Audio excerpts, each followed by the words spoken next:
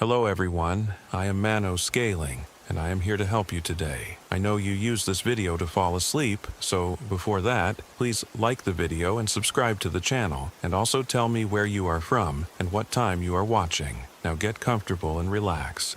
My name is Marcus, I'm 34, and I never should have answered when my brother's voice called me into Devil Canyon that October night in Bighorn Canyon National Recreation Area, Montana. The thing is, I'd buried Danny 3 months earlier after the accident that crushed his chest beneath a falling tree. Dead men don't go camping. But I'm getting ahead of myself. It started as the kind of trip Danny and I used to take every year before life got complicated. Before his divorce, before my promotion kept me chained to a desk in Denver, before the drinking got bad enough that our mother stopped inviting him to Christmas. Just 2 brothers, an RV, and a week in the wilderness to pretend we still knew how to talk to each other. Except this time, I was going alone. The rental RV handled like a drunk elephant on the winding mountain roads leading into Bighorn Canyon.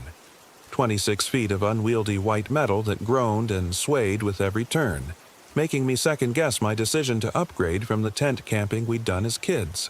But Danny had always talked about getting one of these things, planning elaborate cross-country trips we never took, and I suppose this was my way of honoring that dream. The October air carried the sharp bite of early winter when I pulled into Devil Canyon Campground late Thursday afternoon. The place was nearly deserted, just my RV and a battered pickup truck with Idaho plates parked near the restrooms. The ranger station was closed for the season, which meant no cell service, no backup, and no one to hear you scream except the wind through the canyon walls. Perfect. I'd chosen Site 17 deliberately. It was Danny's lucky number, and the spot offered the kind of isolation he'd loved, tucked back against the red rock cliffs with nothing but sagebrush and shadow for company. The silence felt thick enough to cut as I backed the RV into position, broken only by the distant cry of a hawk and the soft whisper of wind through stone. Setting up camp took longer than expected. The RV's leveling system fought me at every turn, and by the time I had the stabilizer jacks down and the water connected, the sun was already kissing the canyon rim. I'd brought enough supplies for a week. Canned goods, frozen dinners, a case of Danny's favorite beer, but suddenly the thought of 7 days alone in this vast emptiness felt less like healing and more like penance. I cracked open a Coors and stood outside the RV, watching shadows creep across the canyon floor like spilled ink. The silence was profound, almost aggressive in its completeness. No traffic hum, no neighbor's television, no city sounds to anchor me to the familiar world. Just wind and stone and the weight of my own breathing. That's when I heard it for the first time. Marcus, my name, carried on the evening breeze from somewhere beyond the campsite. Clear as daylight, unmistakable as fingerprints. I froze with the beer halfway to my lips, every nerve suddenly electric. "Hello," I called back, feeling foolish even as the word left my mouth. Nothing, just the wind sighing through the rocks like a dying breath. I told myself it was imagination, grief playing tricks on an overtired mind.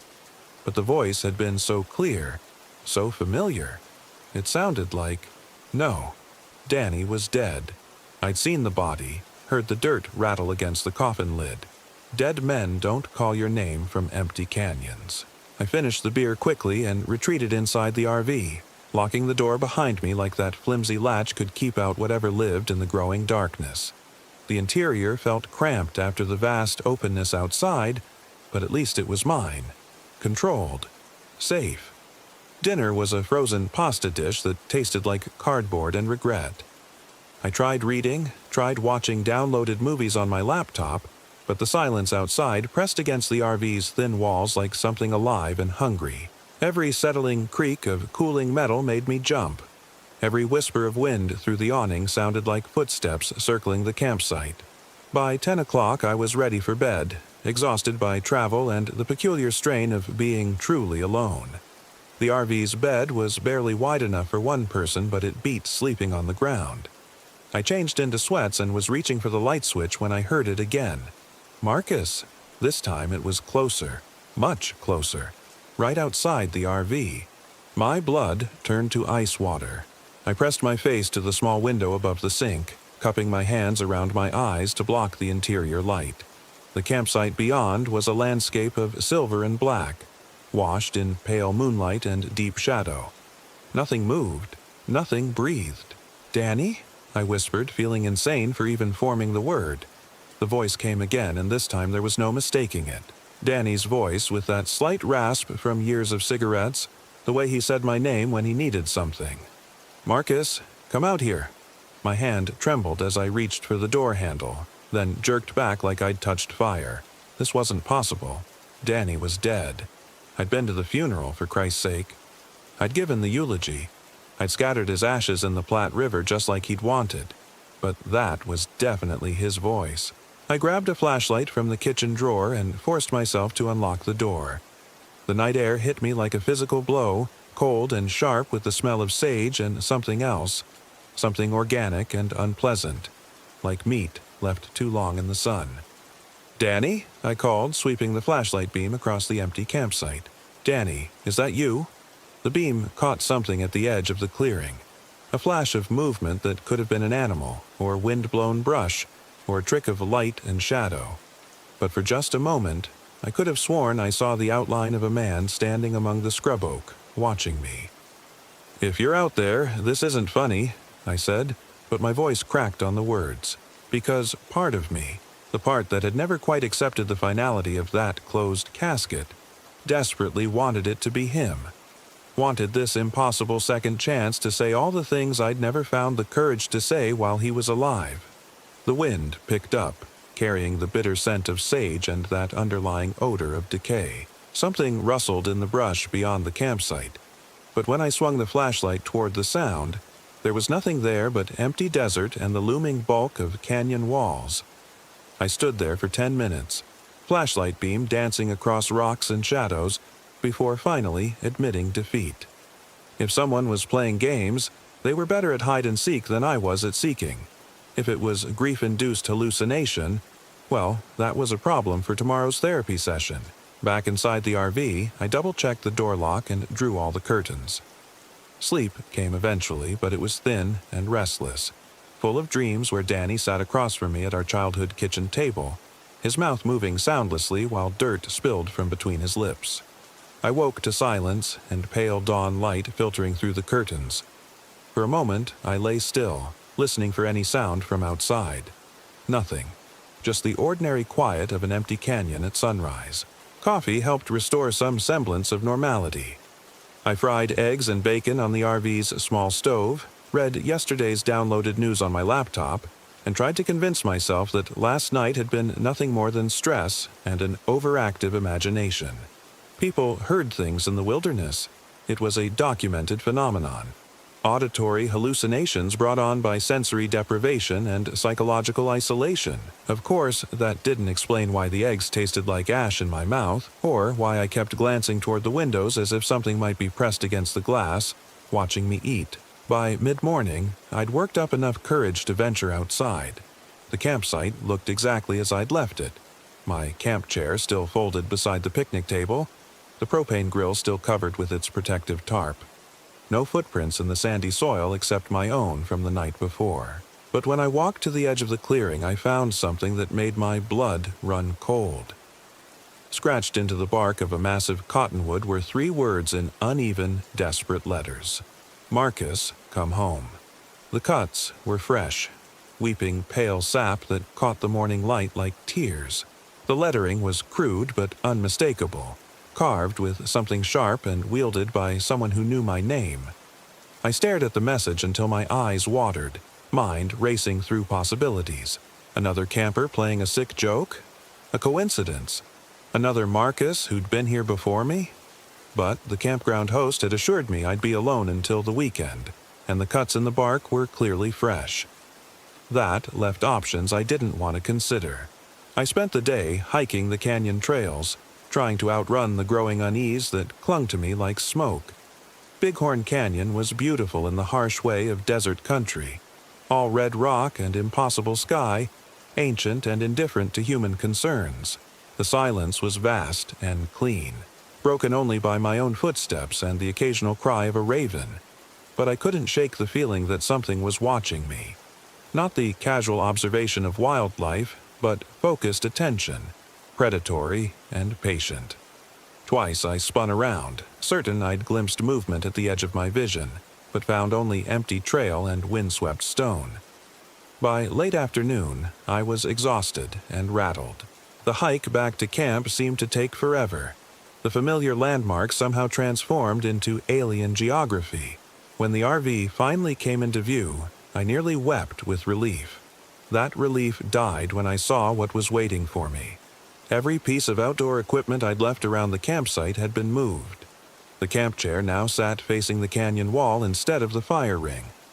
The propane grill had been dragged 15 feet from its original position. My hiking boots, which I'd left by the RV door, were now arranged neatly on the picnic table. But most disturbing was the message spelled out in small stones across the fire ring. Miss you. I stood frozen at the edge of the campsite, flashlight heavy in my trembling hand. Someone had been here. Someone had gone through my things, left me another message, and vanished without a trace. But who? And how had they known about Danny? The logical part of my mind screamed that this was a human predator, some local psychopath who got his kicks terrorizing isolated campers. The campground host might have mentioned my name to someone. Word could have spread, and now I was the target of an elaborate and cruel prank. But another part of me, the part that had grown up on ghost stories and late-night fears, whispered a different possibility. Because those messages weren't random threats or demands for money. They were personal, intimate. They sounded like Danny. I spent that evening barricaded inside the RV, all curtains drawn and every lock engaged. I'd considered packing up and leaving, but the thought of driving those narrow mountain roads in darkness was almost as terrifying as staying. Better to wait for morning light, then get the hell out of Bighorn Canyon and never look back. But sleep wouldn't come. I lay on the narrow bed, staring at the ceiling and jumping at every sound. The wind had picked up after sunset, sending tree branches scraping against the RV's roof like skeletal fingers. Metal contracted and popped as temperatures dropped. Somewhere in the distance, a coyote howled, a sound so lonesome it made my chest ache. And then, just after midnight, Danny's voice came again. "Marcus." This time it was inside the RV. I bolted upright, heart hammering against my ribs. The interior was dark except for the soft glow of the battery monitor and the red eye of the smoke detector. Nothing moved. Nothing breathed except me. "Marcus, I'm sorry." The voice came from the front of the RV, near the driver's seat. Soft and sad and unmistakably Danny's. I grabbed the flashlight from the bedside compartment, hands shaking so badly I nearly dropped it. "Who's there?" I managed to croak. Silence. Then footsteps. Slow, deliberate, moving from the front of the RV toward the back. Toward me. I clicked on the flashlight and swung the beam down the narrow aisle between dinette and kitchen. Nothing, just familiar RV interior and empty shadows. But I could hear the footsteps clearly now, the soft thud of boot soles on carpet. "Danny!" The word came out as a whisper. The footsteps stopped directly beside the bed. I held my breath, flashlight beam trembling as I swept it back and forth across empty air. Nothing there, nothing visible. But the presence was so strong I could feel it like heat from a fire. Intimate, familiar, and impossibly wrong. "I'm sorry about what happened," the voice said, and it was coming from right next to my ear. "I didn't mean to leave you alone." The words hit me like a physical blow, because that was exactly what Danny would say if he could speak from beyond the grave. He'd always been the one who tried to fix things, who smoothed over family arguments and apologized for situations that weren't his fault. Even his death, pinned beneath a tree while cutting firewood for our mother's house, felt like the kind of noble, senseless accident Danny would manage. "You're not real," I said to the darkness. "Danny's dead. I buried him myself." I know. The voice was infinitely sad. But I couldn't go. Not yet. Not until I made things right with you. Tears. I didn't know I was crying spilled down my cheeks. This was insane. This was grief and isolation and stress manifesting as auditory hallucination, but it sounded so much like him. down to the slight catch in his voice when he was trying not to cry. "There's nothing to make right," I whispered. "We were fine, Danny. We were brothers." "No, we weren't." The presence seemed to shift, moving closer. "I know what you think. About the drinking, about the divorce, about all the ways I screwed up. You think it's your fault for not helping more." The words cut deep because they were true. I had spent 3 months torturing myself with should-haves and could-haves, replaying every conversation, wondering if I'd done more, said more, cared more, whether Danny would still be alive. "It wasn't your fault," the voice continued. "None of it was your fault. I made my choices. I lived my life, and I need you to live yours without carrying my mistakes." I wanted to believe it. God, how I wanted to believe that Danny had somehow found a way to come back, just long enough to lift the weight of guilt from my shoulders. But this wasn't how death worked. This wasn't how the universe operated. "You're not him," I said, but the words felt hollow even to me. Ask me something only Danny would know. The challenge hung in the air like a dare. If this was hallucination, it would fail. If it was some sick human predator who'd researched my family, they might know surface facts but not intimate details. If it was really Danny, what did you call the scar on my knee? Silence for a moment. Then, "Your lightning bolt. From when you fell off your bike trying to jump the creek. You were 8, and you cried because you thought you'd never be Harry Potter." My breath caught. That wasn't something I'd told anyone in 20 years. It wasn't in any medical record or family story.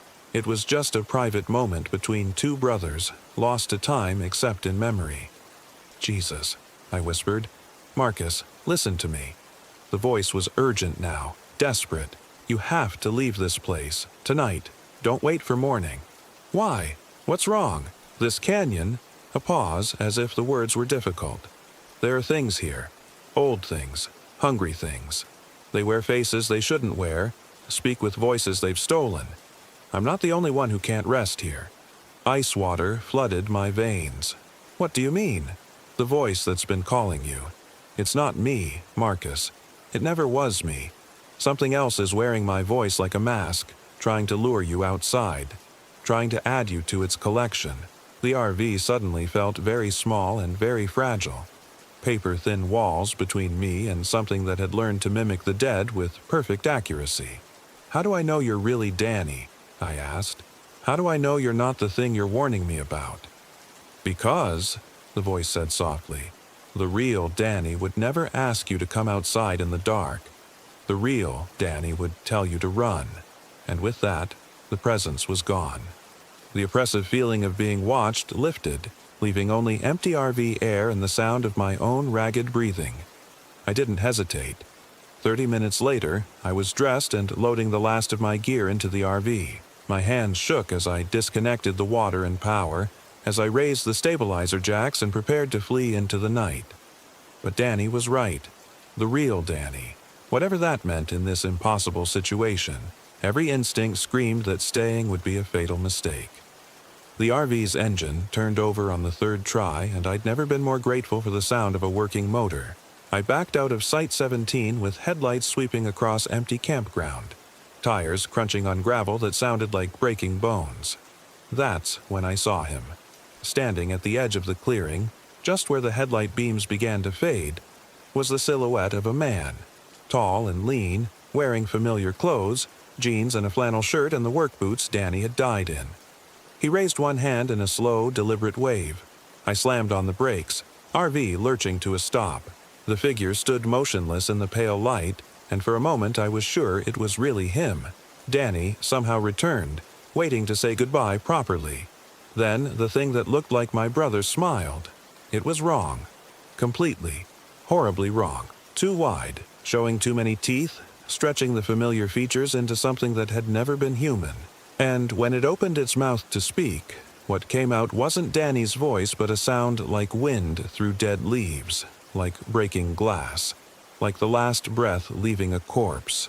"Marcus," it whispered, and the sound seemed to come from everywhere at once. "Come back, we have so much to talk about." I floored the accelerator. The RV lurched forward, diesel engine roaring as we fled down the narrow campground road. In the rearview mirror, I could see the thing that wasn't Danny standing motionless in the diminishing circle of taillights, that impossible smile never wavering. The drive out of Bighorn Canyon was a nightmare of switchbacks and steep grades, made worse by darkness and the constant expectation that something would step into the headlight beams ahead. But gradually, the canyon walls fell away. The road straightened, and the oppressive weight of ancient stone lifted from my shoulders. I didn't stop driving until I reached Billings, 200 miles away. I returned the RV at a 24-hour rental location, caught a red-eye flight to Denver, and was back in my apartment by dawn. 3 days later, I was sitting in my therapist's office, trying to explain what had happened without sounding completely insane. Grief can manifest in very powerful ways, Dr. Patterson assured me.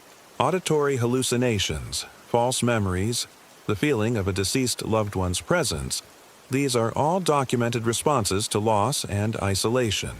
I nodded and took her prescriptions for sleep aids and anxiety medication. I went back to work, resumed my routine, tried to pretend that Bighorn Canyon had been nothing more than a stress-induced breakdown. But late at night, when the apartment is quiet and sleep won't come, I sometimes hear my name being called from the darkness beyond my windows. The voice is familiar. Sometimes Danny's, sometimes my father's, sometimes friends who died years ago. They all want me to come outside, to join them in whatever waits beyond the safety of walls and locks and electric light. I've learned not to answer. I've learned that some voices should never be trusted, no matter how much they sound like home.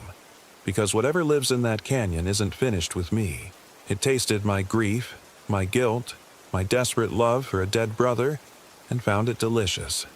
It's still hungry, still calling, and someday, when I'm tired enough or broken enough or lonely enough, I might just be weak enough to listen.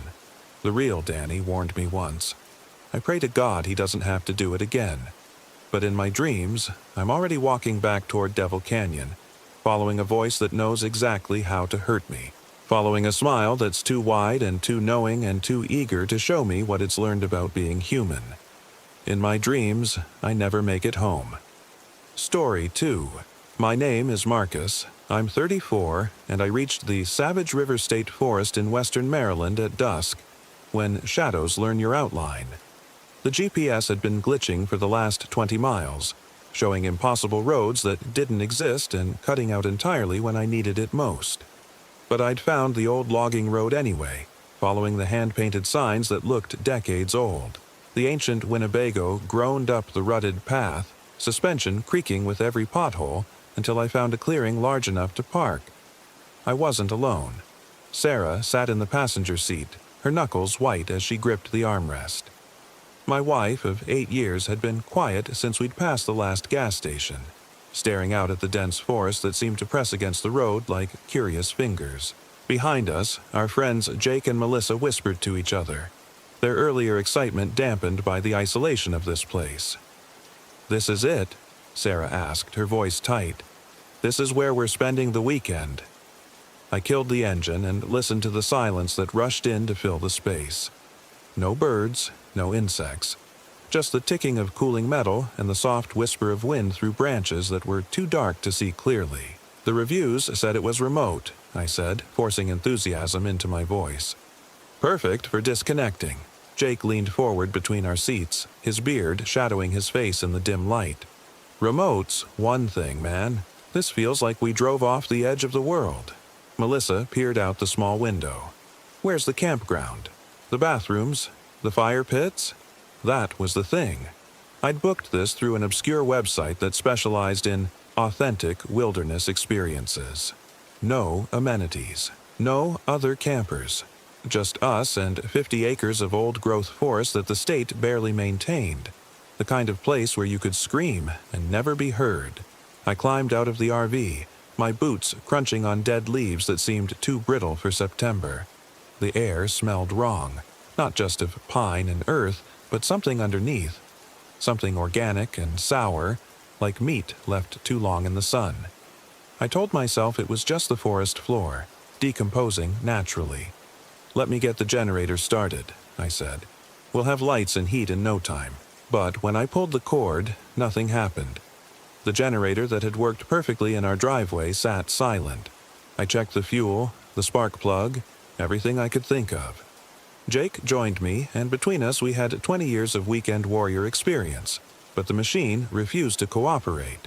"Great," Sarah said from the doorway. "No power."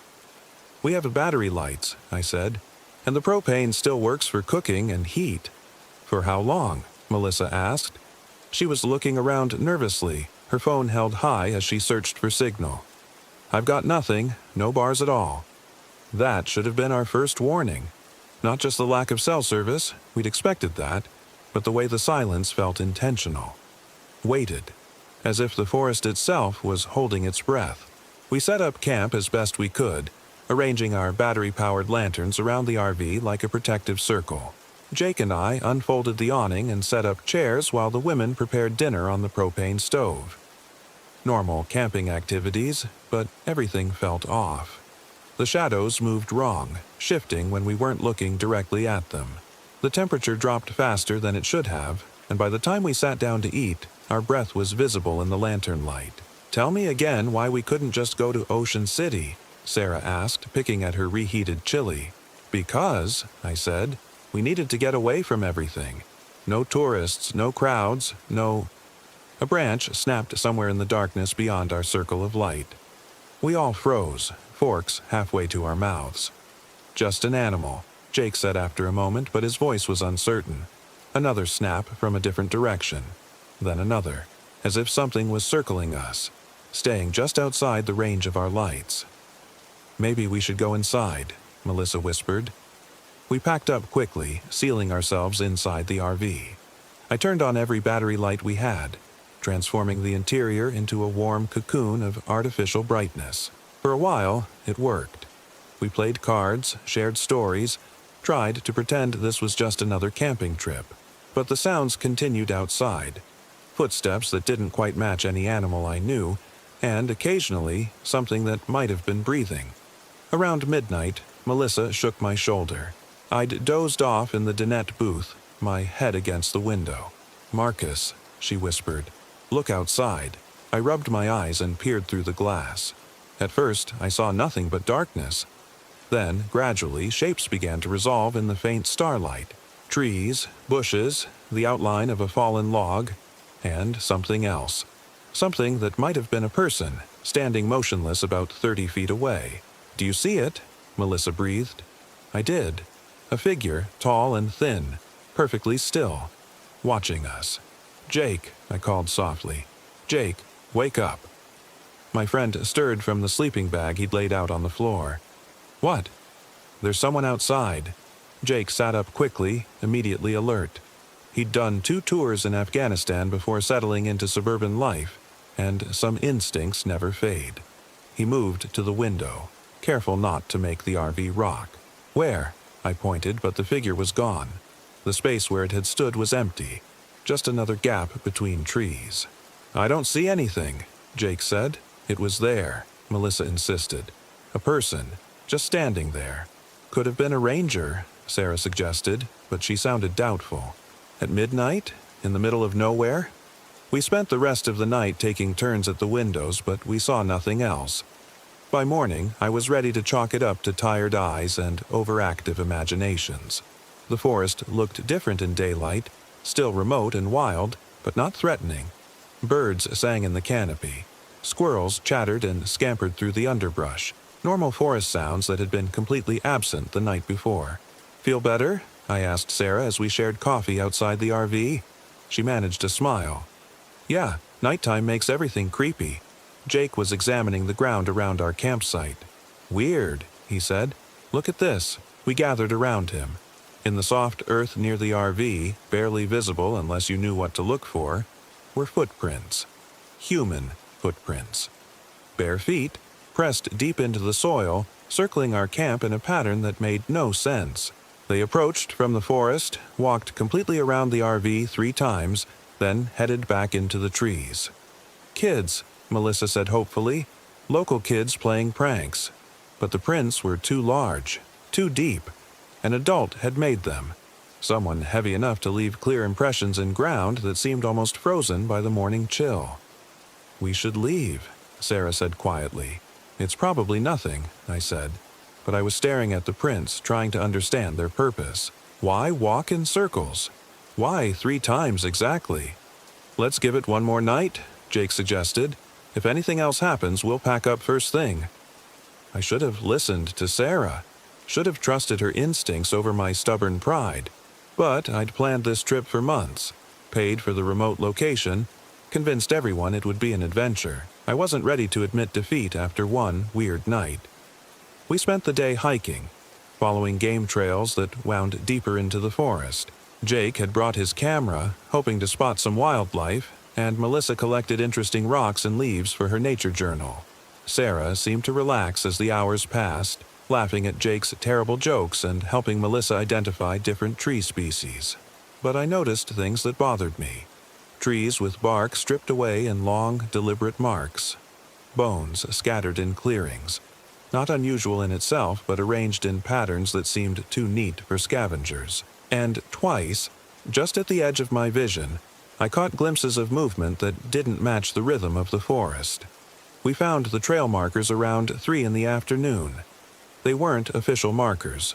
No Park Service logos or informational placards. These were crude wooden stakes driven into the ground at irregular intervals, each one topped with a red flag that fluttered in the breeze. But the red wasn't fabric. It was cloth, all right, but cloth that had been soaked in something dark and sticky. Something that drew flies and gave off that same sour smell I'd noticed when we first arrived. "What the hell is this?" Jake said, approaching the nearest marker. "Don't touch it," Sarah warned. The trail of markers led deeper into the forest, following a path that definitely wasn't on any map. The flags seemed fresh, recently placed, and they led in a straight line toward what looked like a valley hidden between 2 ridges. "We should follow them," I said. "Are you insane?" Sarah grabbed my arm. "Those are covered in blood, Marcus. Blood. We don't know that for sure." "What else would it be?" I couldn't answer that, but something about the markers called to me. They were clearly meant to be followed, placed there deliberately for someone to find. Maybe we weren't the first campers to discover this place. Maybe someone else had left a trail for others to follow. "Just a little way," I said. "If it gets weird, we'll turn back." Melissa was taking pictures of the markers, her face pale but determined. This could be some kind of art installation. You know, environmental art. People do weird stuff in the woods all the time. Jake looked skeptical, but he shouldered his pack. "Fine, but we stick together, and at the first sign of trouble, we're out of here." The trail of bloody flags led us deeper into the forest than we'd gone before. The trees grew thicker, older, their canopy so dense that afternoon felt like twilight. The normal sounds of the forest faded until all we could hear were our own footsteps on the carpeted floor of dead leaves. The markers continued for nearly a mile, each one placed with mathematical precision. 50 paces apart, no more, no less. I counted them obsessively, trying to find some pattern or meaning. 23 markers total, leading to a clearing that opened like a wound in the heart of the forest. The clearing was perfectly circular, maybe 50 feet across, with grass that was too green and too uniform for a natural meadow. At the center stood a single tree, ancient and massive, its trunk scarred with symbols that definitely weren't natural. Spirals and intersecting lines carved deep into the bark, weathered by years but still clearly deliberate. "Okay," Sarah said, backing toward the tree line. "This is where we leave." But Jake was already walking toward the tree, camera raised. "This is incredible. Look at these carvings. They could be hundreds of years old." "Jake, don't—" He stopped suddenly, lowering his camera. "Oh, God." We rushed to his side and saw what had made him freeze. The base of the tree was ringed with objects, placed there like offerings at a shrine. Animal skulls, mostly, bleached white by weather and time, but mixed among them were other things. Personal items, a child's sneaker, a wristwatch, reading glasses, a cell phone that looked like it might have been abandoned recently. "We need to leave," Melissa said, her voice shaking. "Right now." That's when we heard the singing.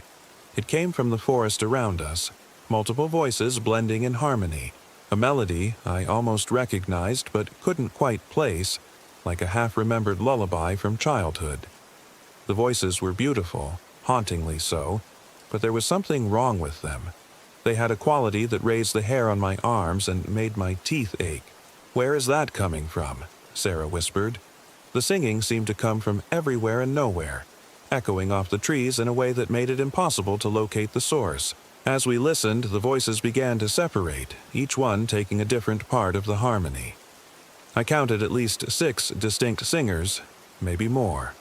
Jake was backing away from the tree, his face pale. "That's not right. That's not human." The singing grew louder, more complex, and underneath the melody I began to hear words. Not in any language I recognized, but words nonetheless. Repeated phrases that seemed to echo in my skull long after they'd been sung. "The trail," I said. "Follow the markers back." We ran. Not walking quickly or hiking at a determined pace, we ran like prey animals, crashing through underbrush and stumbling over roots in our haste to get away from that clearing. The singing followed us, always at the same volume no matter how far we traveled, as if the singers were keeping pace just out of sight. The markers were still there, thank God, and we followed them back toward our camp.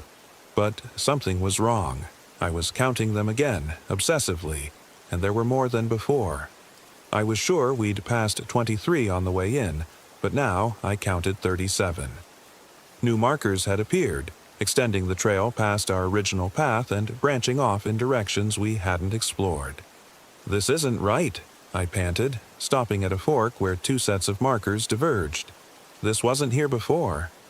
"Maybe we got turned around," Melissa suggested, but she sounded doubtful.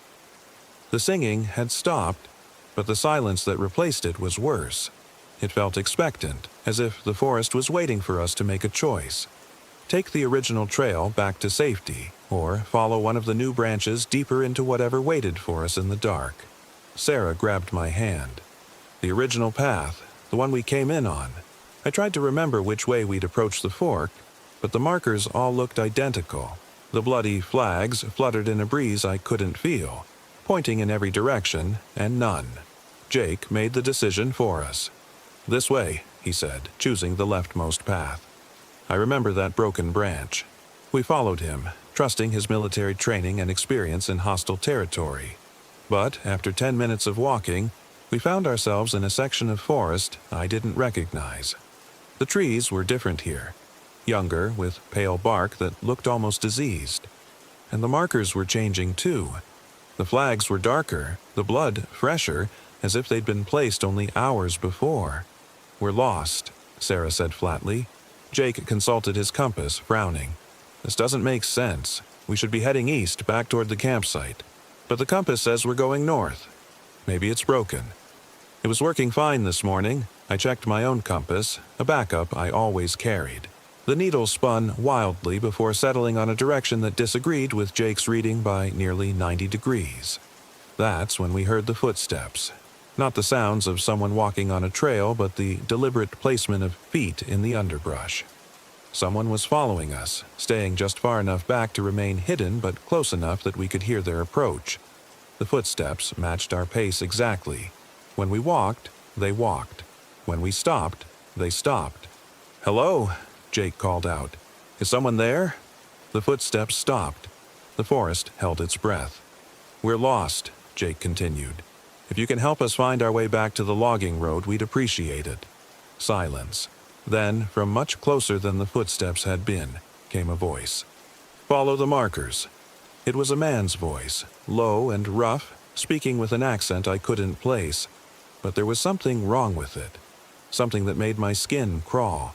It sounded like someone trying to remember how human speech worked. "What markers?" I called back.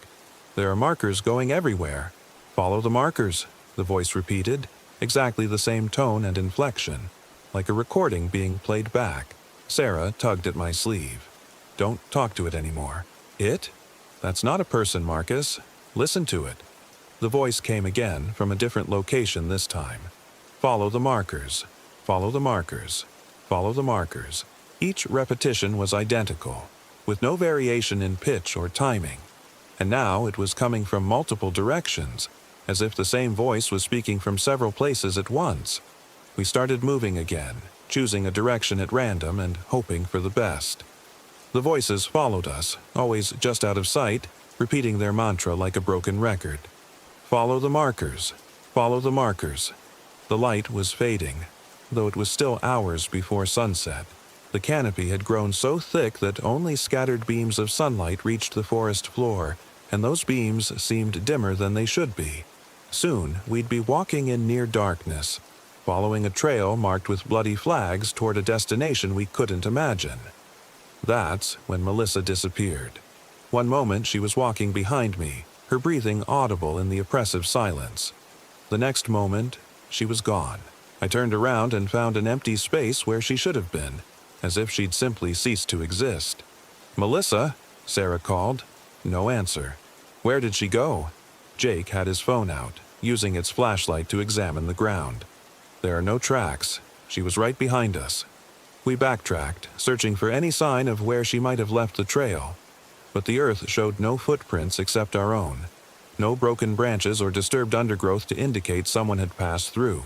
"Melissa!" I shouted. "Melissa!" My voice echoed strangely in the forest, bouncing back as if the trees were arranged in a perfect acoustic chamber, and underneath my echo, barely audible, I heard something else. Melissa's voice calling back to us. "Here," she said. "I'm here." But her voice came from above us, from the canopy of trees that blocked out the sky. We tilted our heads back, squinting into the gloom above. There, impossible but undeniable, was Melissa. She was sitting on a branch 40 feet above the ground, her legs dangling like a child's. Her face was turned down toward us, and she was smiling. "Melissa?" Sarah's voice cracked. "How did you get up there?" "I've been waiting for you," Melissa said. Her voice carried perfectly despite the distance, each word crystal clear. "Why did you take so long?" "Waiting for us," Jake said. "You were just here. You were walking right behind us." Melissa's smile widened. "I've been waiting for you," she repeated in exactly the same tone. Jake was already moving toward the base of the tree, looking for a way to climb up. "Hold on, Mel. We'll get you down." "Don't," Sarah grabbed his arm. "Something's wrong with her." She was right. Melissa's smile was too wide, stretching her mouth into an expression no human face should be able to make. And her eyes were completely black, as if her pupils had expanded to swallow the iris and whites entirely. "I've been waiting for you," she said again. "Follow the markers." That's when I realized it wasn't Melissa at all. The thing in the tree wore her face, her clothes, even her voice. But it moved wrong, held itself at angles that hurt to look at, and when it spoke, its mouth didn't quite match the words we heard. "We need to run," I said quietly. The thing that looked like Melissa tilted its head, studying us with those black, empty eyes. "Follow the markers," it said in Jake's voice. Then, in Sarah's voice, "Something's wrong with her." Then, in my voice, "We need to run." It was mimicking us, replaying our conversation like a tape recorder. But the words came from Melissa's mouth, spoken in voices that weren't hers. We ran again, abandoning any hope of finding our friend. Behind us, the thing in the tree began to laugh, a sound like breaking glass that followed us through the forest long after we'd left it behind. The markers were everywhere now, sprouting from the ground like obscene flowers. Dozens of them, hundreds, creating a maze of bloody flags that led in every conceivable direction. Some pointed toward dark hollows between the trees. Others indicated paths that seemed to climb the air itself, following routes that existed in 3 dimensions instead of 2. "Which way?" Jake gasped. We'd been running for what felt like hours, and the adrenaline was wearing off. "Which fucking way?" I chose at random, following a line of markers that seemed to lead downhill. Downhill meant water, and water meant a way out of this maze. But after a few hundred yards, the markers began to change. The flags were no longer soaked with blood. They were made of blood, dark and glistening, shaped into familiar forms. Clothing.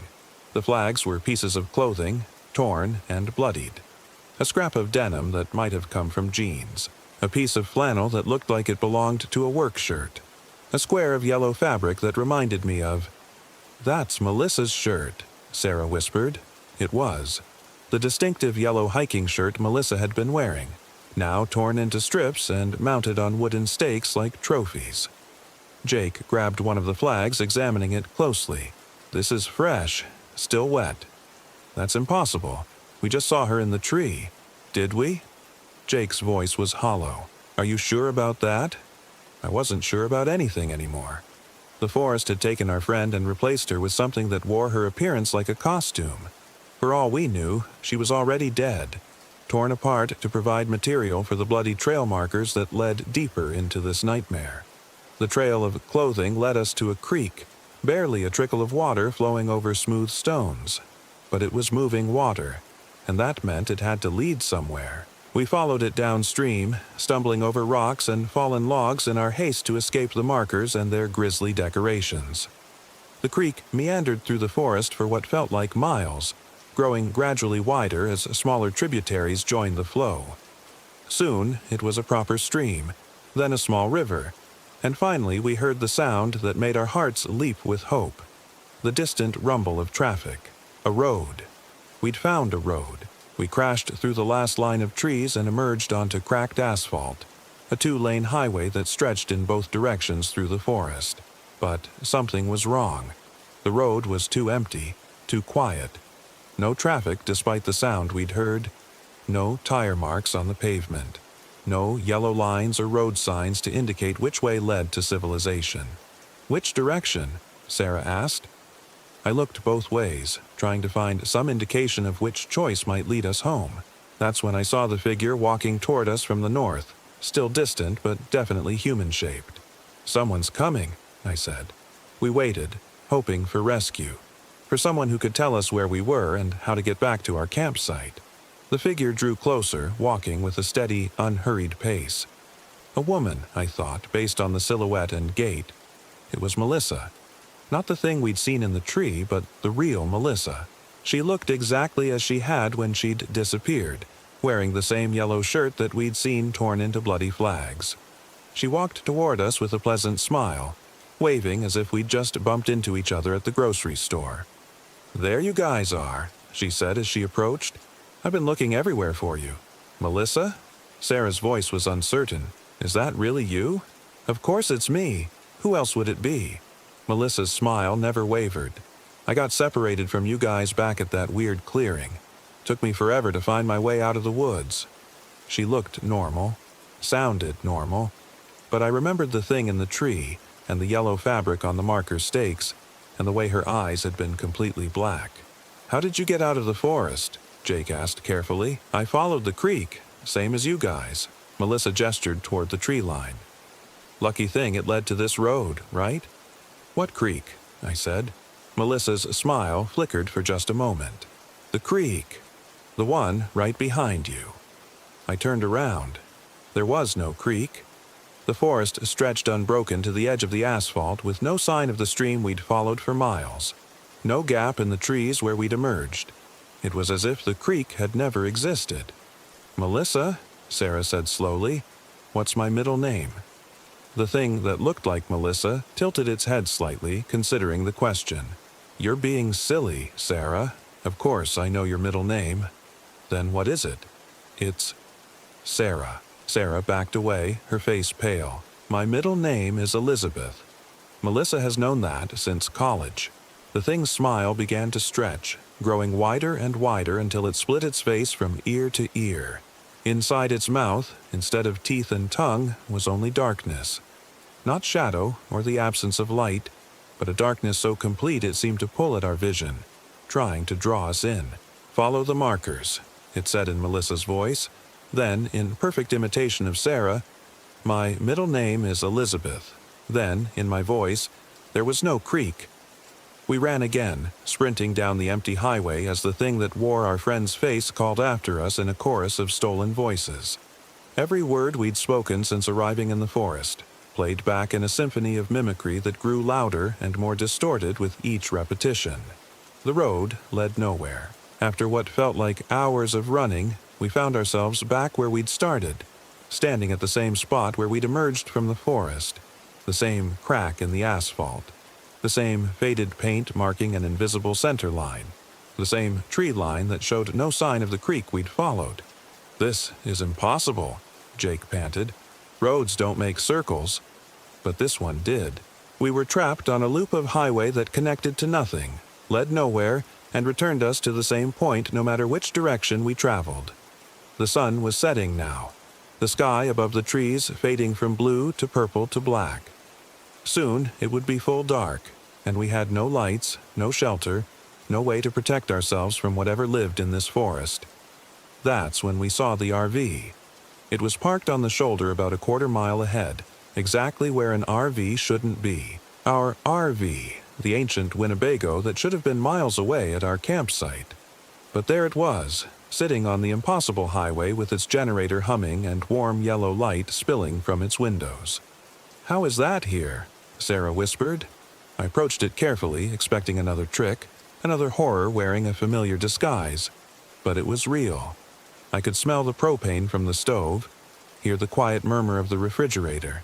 Even the generator was working, chugging along as if it had never failed. The door was unlocked. Inside, everything was exactly as we'd left it that morning. Our clothes, our food, our camping gear.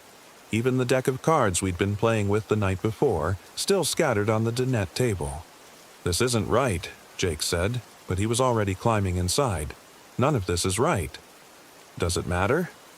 Sarah collapsed onto the couch, exhaustion overwhelming her caution. "I just want to go home." I wanted to agree with her, to accept this unexpected salvation and worry about explanations later. But I couldn't shake the feeling that we were walking into another trap. The forest had taken Melissa and replaced her with something hungry. What if it had done the same to our RV? But we were exhausted, lost, and night was falling. Whatever waited for us inside couldn't be worse than what we'd already faced. I was wrong. We cooked dinner on the propane stove, sharing a meal of canned soup that tasted like salvation. For a while, we were able to pretend that everything was normal. Just 3 friends having a minor adventure in the woods, with a story to tell when we got home. "So what's the plan?" Jake asked as we cleaned up. "Do we try to drive out of here tonight or wait for morning?" "Tonight," Sarah said immediately. "I want to be as far from this place as possible." I agreed, but when I turned the key, nothing happened. The engine didn't even turn over. All the lights worked, the radio crackled with static, but the RV refused to start. "Maybe it's the battery," Jake suggested, but we all knew it wasn't the battery. The forest had given us shelter, but it had no intention of letting us leave. We settled in for another night, arranging our battery lights in defensive patterns and taking turns on watch. But this time, the sounds started almost immediately. Footsteps circling the RV, voices calling our names from the darkness, scratching noises on the roof and walls, as if something with claws was testing our defenses. Around midnight, someone knocked on the door. 3 slow, deliberate knocks that echoed through the RV like gunshots. We all froze, staring at the flimsy aluminum barrier that stood between us and whatever waited outside. "Don't answer it," Sarah whispered. The knocking came again. 3 knocks, perfectly spaced, patient as death. "Hello?" called a voice from outside. Jake's voice. "Guys, it's me. I got locked out. Can you open the door?" Jake was sitting 3 feet away from me, his face pale in the battery light. The thing outside was using his voice, copying it perfectly. "Let me in," it continued. "Come on, guys. It's cold out here." More voices joined the first. Sarah's voice pleading to be allowed inside. My voice angry and demanding. Melissa's voice crying and begging for help. A chorus of ourselves, standing outside our own shelter and asking to be let in. The knocking spread, moving around the RV as if a crowd had gathered outside. Dozens of fists pounding on the walls, the roof, the windows. All of them maintaining that same patient rhythm. Knock, knock, knock. "Please," Melissa's voice sobbed from just outside the window near Sarah's head. "They did things to me. Terrible things. I just want to come home." Sarah pressed her hands over her ears, but the voice followed her. "I'm hurt," it said. "I'm bleeding. Why won't you help me?" The assault continued for hours. Voices we knew, voices we didn't recognize, all of them begging, pleading. demanding to be allowed inside. The RV rocked with the force of their knocking, but the door held. The windows didn't break. Whatever rules governed this place, they seemed to require our consent. Dawn brought silence. The voices stopped. The knocking ceased. And when I finally worked up the courage to peer outside, the forest was empty. No sign that anything had surrounded us during the night. But the RV had moved. We were no longer parked on the highway. During the night, while we'd been barricaded inside, the RV had somehow been transported deeper into the forest.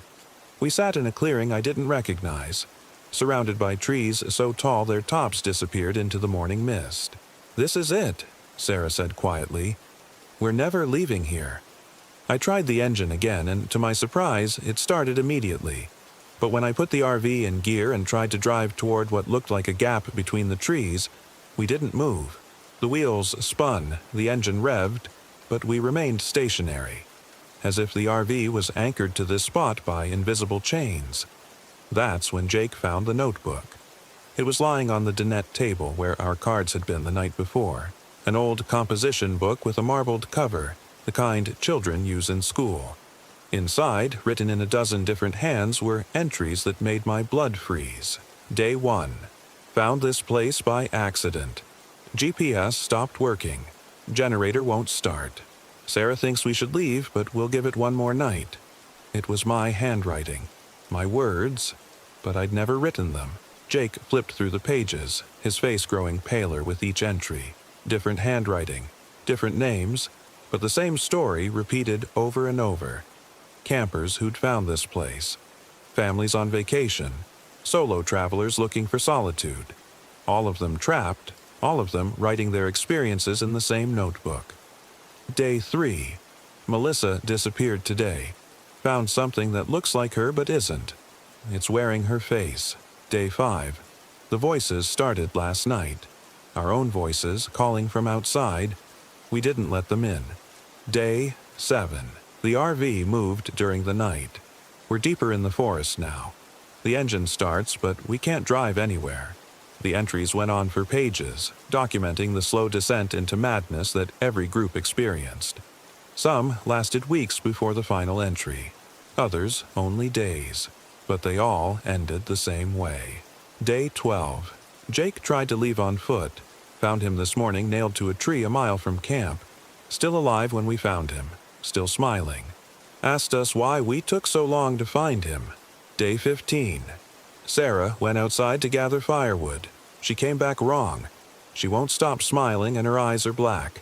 She keeps asking us to follow the markers. Day 18.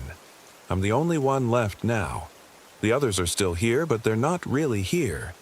They wear familiar faces and speak with familiar voices, but they serve something else now.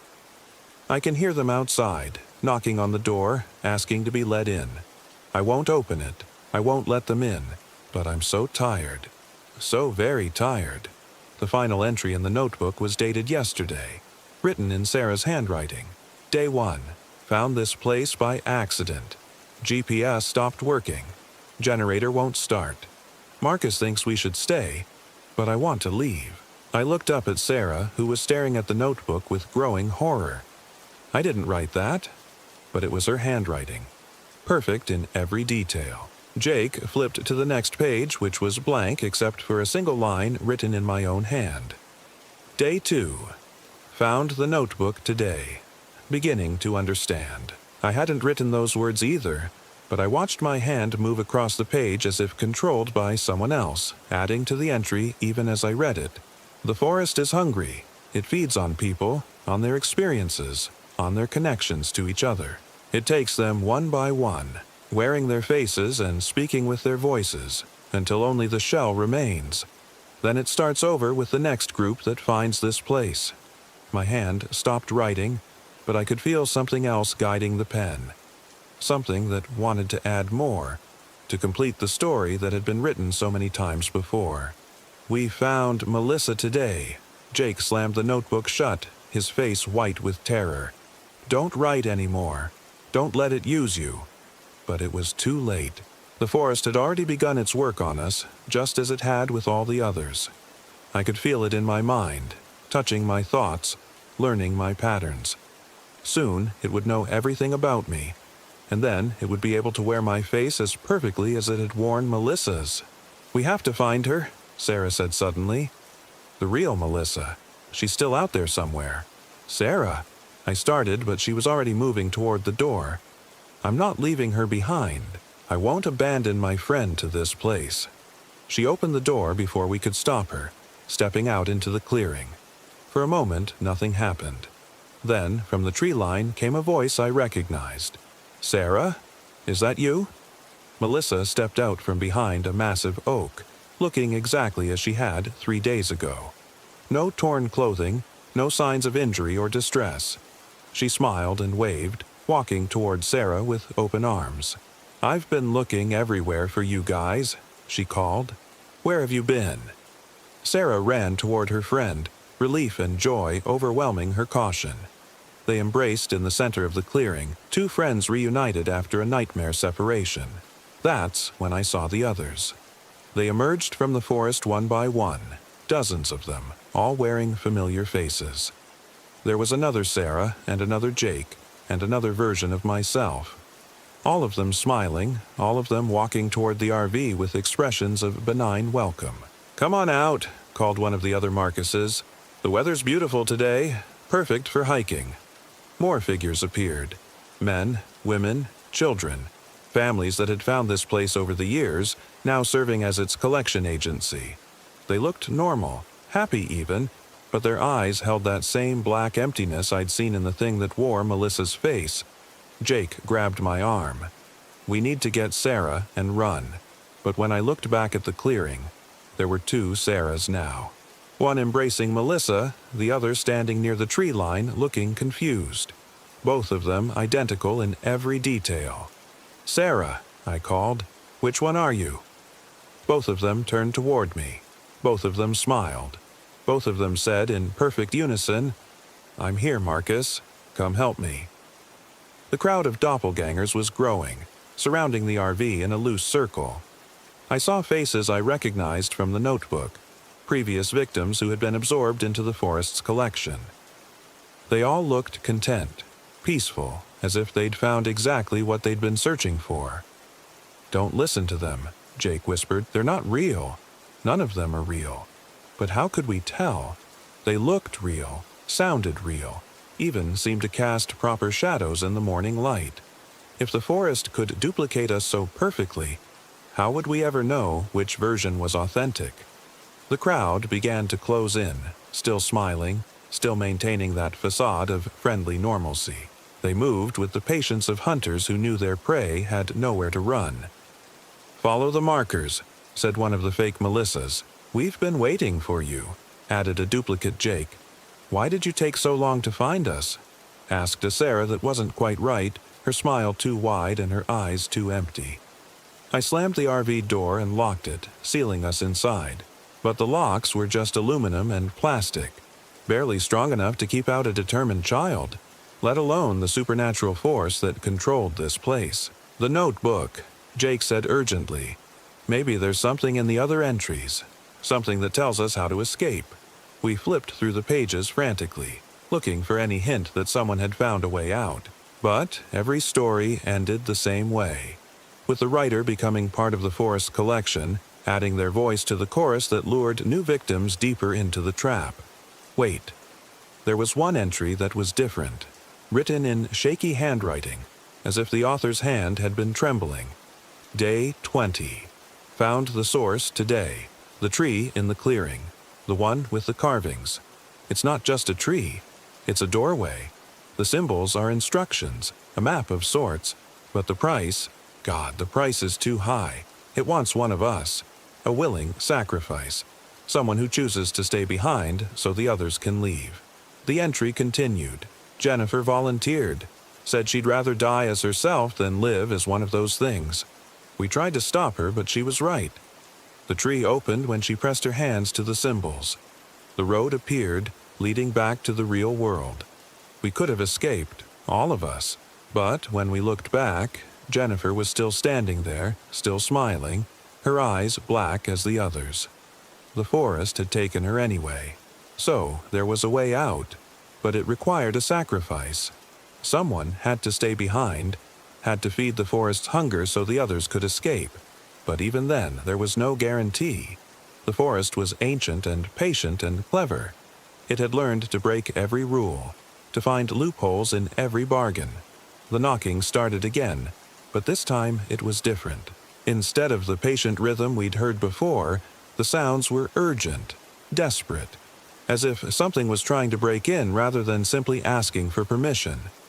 "Let us in," shouted a voice that sounded exactly like Sarah. "Please, they're coming. You have to let us in." Through the window, I could see two figures running toward the RV, Sarah and Melissa, looking terrified and desperate. Behind them, the crowd of doppelgangers had stopped smiling. Their faces were expressionless now, blank as mannequins, and they moved with mechanical precision. "Don't open it," Jake warned. "It's another trick." But the Sarah outside was pounding on the door, her face pressed against the window, and she looked genuinely terrified. "Marcus, please. I'm the real Sarah. I escaped from them, but they're coming back." How could I tell? Both versions of my wife looked identical, sounded identical. One of them was real. The other was a perfect copy designed to fool me into making a fatal mistake. The fake Sarah, or was it the real one, began to cry, tears streaming down her face as she begged to be let inside. "I know how this looks," she sobbed. "I know you can't trust me, but I swear to you I'm real. I'm your wife. I'm the woman who burned the toast on our first anniversary. I'm the woman who cried when you proposed because I thought you were breaking up with me. I'm the woman who's terrified of spiders but pretends to be brave because she doesn't want to look weak." The details were perfect, too specific to be fabricated. These were private moments, intimate memories that only the real Sarah would know. But then I remembered the notebook, and how the forest seemed to absorb everything about its victims. Their memories, their personalities, their deepest secrets. The perfect copy would know everything the original had known. "What was the name of your childhood dog?" Jake called through the door. "Buster," Sarah replied immediately. "A golden retriever. He used to sleep in my bed until Mom found out and made me put his bed in the laundry room." It was the right answer, but of course it was. The forest would have absorbed that memory along with all the others. The crowd of doppelgangers was moving closer now, their blank faces turned toward the RV with mechanical precision. Soon they would reach the door, and then our choice would be made for us. "Sarah," I called through the window, "if you're really my wife, tell me something only you would know, something we've never told anyone else." She looked confused for a moment. Then understanding dawned in her eyes. "The miscarriage," she whispered. 3 years ago. We told everyone it was food poisoning, but you held me in the hospital bathroom while I cried and promised we'd try again when I was ready." My heart stopped. It was real. It was really her. No one else could possibly know about that moment, that private grief we'd shared in secret. I unlocked the door and pulled her inside, Melissa close behind. They collapsed on the floor, shaking and exhausted, their clothes torn from running through the forest. "Thank God," Sarah gasped. "I thought we were going to die out there." "What happened?" Jake asked. "Where have you been?" "They took us," Melissa said, her voice hollow. "The things that look like people. They dragged us to that tree, the one with the carvings. They were going to do something to us, some kind of ritual. But we escaped while they were feeding. Feeding on what? Other people. Campers who didn't make it to their RV in time. We saw them tear apart a family, a couple with 2 kids. The things ate their memories, their personalities, everything that made them human. Then they put on their faces and became them." Sarah, was shaking as she spoke, trauma written in every line of her body. "We hid in the forest for hours, trying to find our way back.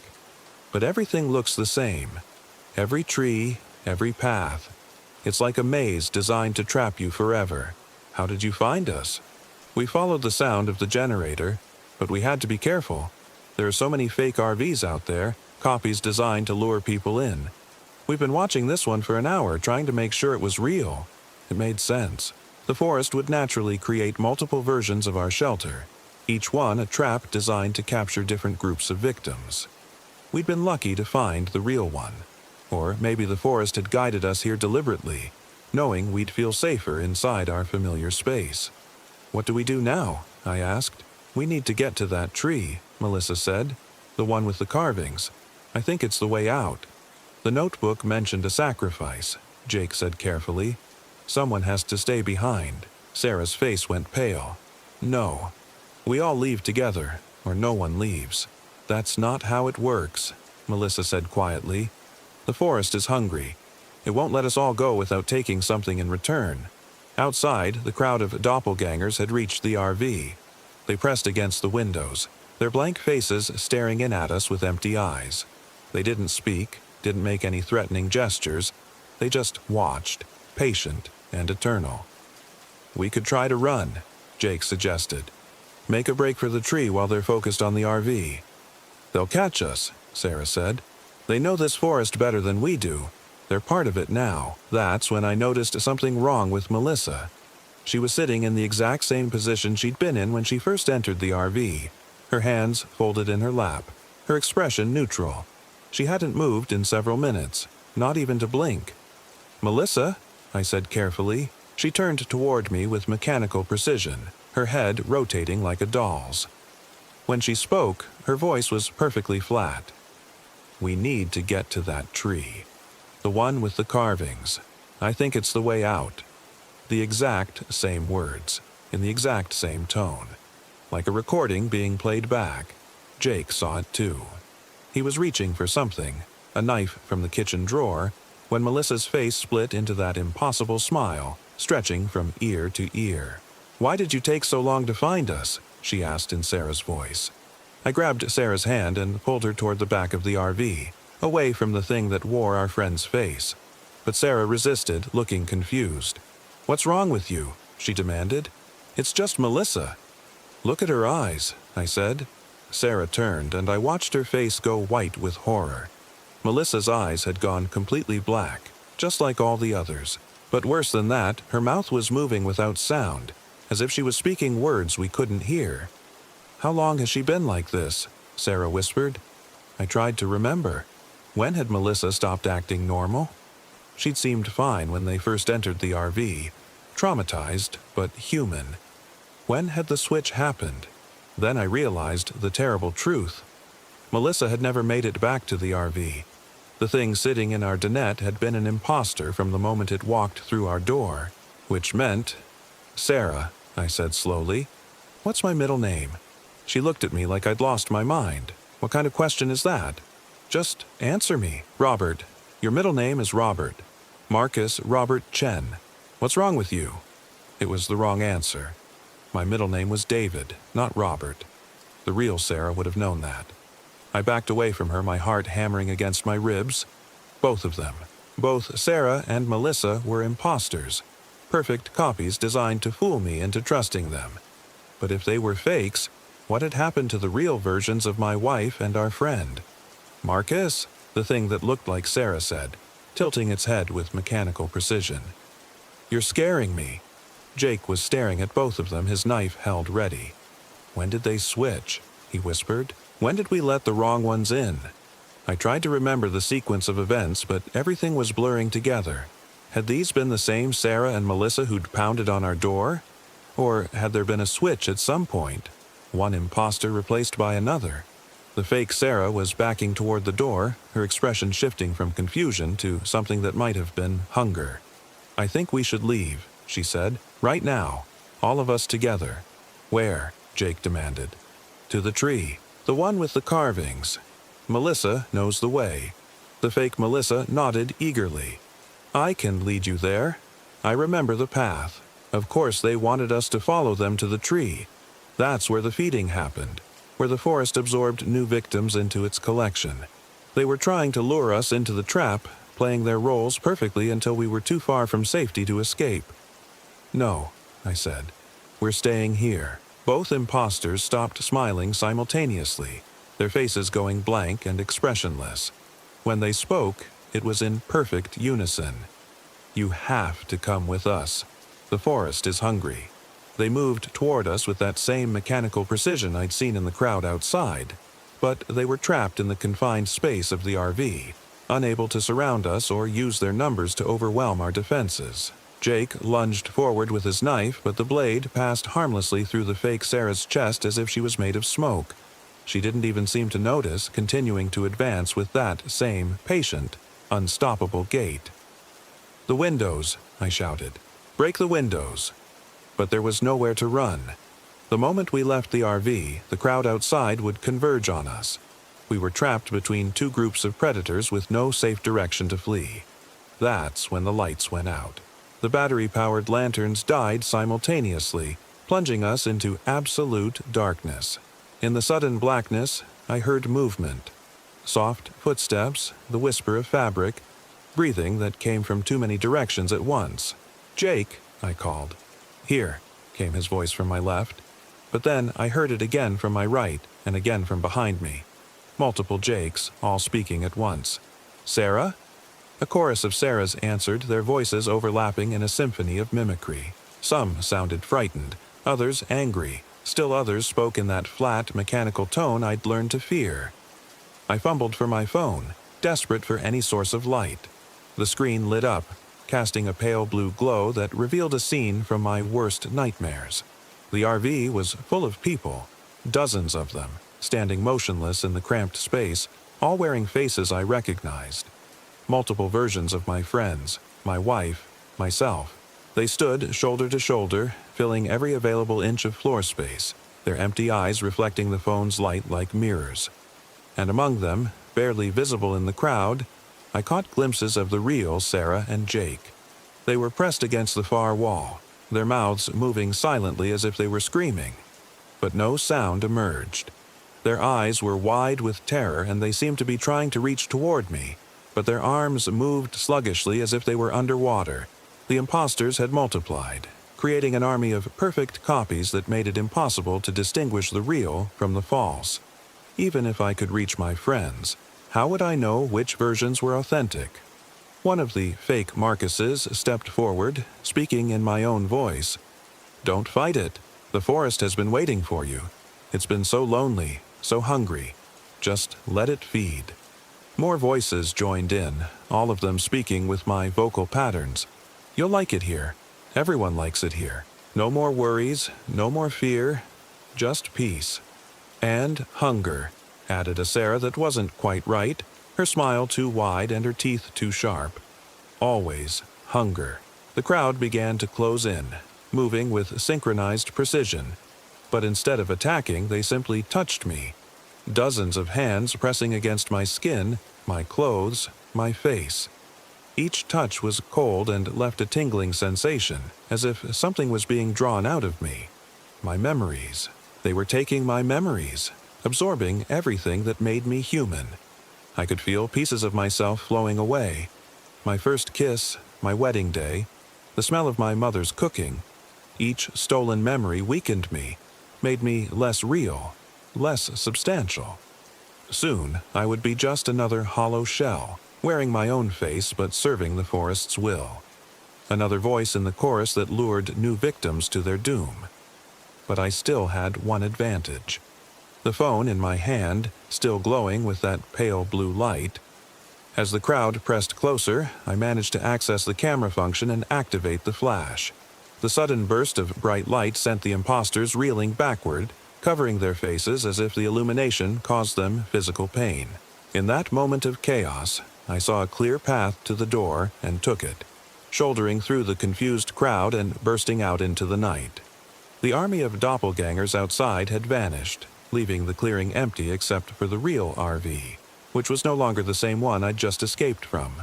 This RV was older, more damaged, with rust stains and broken windows that suggested it had been abandoned here for years. I climbed inside and found it empty except for a single notebook lying open on the dinette table. The same composition book I'd read before, but now it contained only one entry, written in my own handwriting. Day 1. Found this place by accident. GPS stopped working. Generator won't start. Sarah thinks we should leave, but I convinced everyone to stay. I should have listened to her. I should have trusted her instincts instead of my stubborn pride. Now they're gone, all of them, and I'm alone with things that wear their faces and speak with their voices. The forest is hungry, and I fed it the people I loved most. This is my punishment, to remember what I've done, to carry the guilt forever. If someone finds this notebook, learn from my mistake. Don't trust anything in this forest. Don't follow the markers. Don't believe the familiar faces or the voices that sound like home. Just run. Run and never look back. The entry continued, but the handwriting changed, becoming more erratic. It's starting again. New campers arrived today, a family with 2 children. I tried to warn them, but they won't listen. They think I'm crazy, just another homeless person living in the woods. Soon, the forest will take them too, and I'll watch it happen, powerless to stop it. This is my role now. The witness, the chronicler, the one who remembers. I write their stories in this book, hoping someone will read them and understand. But no one ever listens. No one ever learns. The final lines were barely legible. I can see them now, the new victims, setting up their camp just like we did 3 years ago. The children are laughing, playing games while their parents prepare dinner. They have no idea what's waiting for them in the darkness. I want to save them, but I know the truth. The forest won't let me interfere. I can only watch and remember and write their story when it's over. When they become part of the collection, another set of faces for the imposters to wear. I dropped the notebook, my hands shaking. 3 years. I'd been trapped here for 3 years, living the same nightmare over and over again. Each new group of campers represented a fresh cycle of horror, and I was forced to watch helplessly as the forest consumed them. But this time felt different. This time, I could remember writing the entry, could recall the specific details of each day. The fog of confusion that usually clouded my thoughts had lifted, allowing me to see the truth clearly. I was the last survivor of my original group. Sarah and Jake and Melissa were gone, absorbed into the forest's collective consciousness years ago. The things that wore their faces were just echoes, shadows of people who no longer existed. And now I was the forest's instrument, the bait used to lure new victims into the trap. Every time a new group arrived, I would play my role. The lost camper, the sole survivor with a terrifying story to tell. I would lead them deeper into the woods, guide them to the markers, help them find the clearing where the ancient tree waited. But why was I remembering now? Why had the forest allowed me to see past the illusion? The answer came to me as I heard the sound of an engine approaching through the forest. New victims, a family, just as I'd written in the notebook. The forest was preparing for another feeding, and it needed me to play my part. I walked to the edge of the clearing and waited. Soon, headlights appeared through the trees, and a newer RV pulled into view. A man and woman in their 40s, with 2 teenagers who looked bored and resentful about the forced family bonding experience. The man rolled down his window as they passed my campsite. "Hey there," he called. "Is this a good spot to set up camp?" I should have warned them, should have told them to turn around and drive away as fast as they could. But when I opened my mouth, different words came out. "Perfect spot," I heard myself say. "I've been camping here for years. Beautiful hiking trails deeper in the forest. You should definitely explore them tomorrow." The man smiled and thanked me, driving on to find their own campsite. As their taillights disappeared into the darkness, I felt the familiar weight of guilt settle over my shoulders. I'd just condemned another family to the same fate that had befallen my friends. But I had no choice. The forest controlled me now, just as it controlled all the other survivors who played their assigned roles in this eternal drama. I was no longer Marcus Chen, a suburban office worker who'd wanted a quiet weekend in the woods. I was something else, a puppet, a tool, a warning that no one would ever heed. Tomorrow, the new family would find the markers. They'd follow the bloody trail deeper into the forest, drawn by curiosity and the false promise of adventure. And when they reached the clearing with the ancient tree, I would be waiting for them, wearing my familiar face and speaking with my familiar voice. "Follow the markers," I would tell them. "I've been waiting for you." And the cycle would begin again. I returned to my RV and picked up the notebook. turning to a fresh page. My hand moved across the paper without conscious direction, writing words I'd written countless times before. Day 1. New family arrived today. Father, mother, 2 teenage children. They seem nice, normal people looking for a quiet weekend in nature. I should warn them about this place, but the forest won't let me. It needs them, and it needs me to help deliver them. Tomorrow, I'll show them the markers. Tell them about the wonderful hiking trails that lead to places no human should ever see. They'll trust me, because I look harmless. Just another middle-aged camper who knows the local area. By the time they realize their mistake, it will be too late. I paused, fighting against the compulsion to continue writing. For just a moment, I retained enough free will to add one final message. If someone finds this notebook, if you're reading these words, know that I'm sorry. Sorry for what I'm about to do. Sorry for the role I play in this endless horror. I've tried to resist. Tried to break free, but the forest is too strong. It owns me now, body and soul. The only thing left of Marcus Chen is this guilt, this awareness of what I've become. So please, if you have any chance to escape, take it. Don't try to save me. Don't trust anything I tell you. Just run, and never stop running. But even as I wrote those words, I knew they were futile.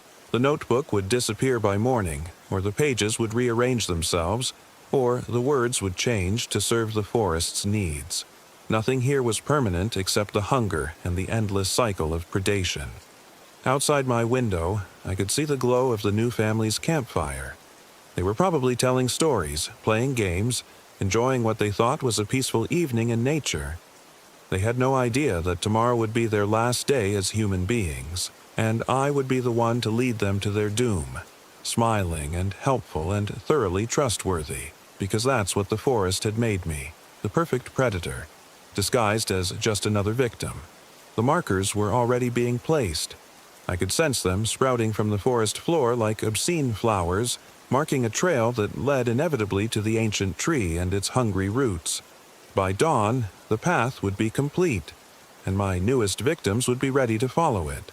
I closed the notebook and tried to sleep, but sleep in this place brought only dreams of the people I'd helped destroy, Sarah and Jake and Melissa, along with dozens of others whose faces I'd forgotten, but whose screams still echoed in my memory. Tomorrow, there would be more screams, more faces to add to the collection, more guilt to carry until the end of time. The forest was patient, and the forest was hungry, and I was its faithful servant. Forever and always, until the last human voice fell silent in the darkness between the trees. Story 3. My name is Marcus. I'm 34, and I never forget a face. Algonquin Provincial Park taught me to. What I saw there in October of 2024 still crawls through my sleep, making me check locks twice and avoid wooded areas entirely. Some experiences carve themselves so deep into your mind that they become part of your architecture, load-bearing beams of terror that you can't remove without the whole structure collapsing. I'd driven up from Syracuse with my girlfriend Elena and her teenage daughter Chloe for what was supposed to be our last camping trip before winter locked everything down. Elena had been pushing for more family bonding time since she and I had gotten serious, and Chloe, 16 and perpetually attached to her phone, needed what Elena called digital detox. The Algonquin backcountry seemed perfect, remote enough to force disconnection, beautiful enough to maybe bridge the gap between Chloe's sullen tolerance of me and something approaching acceptance.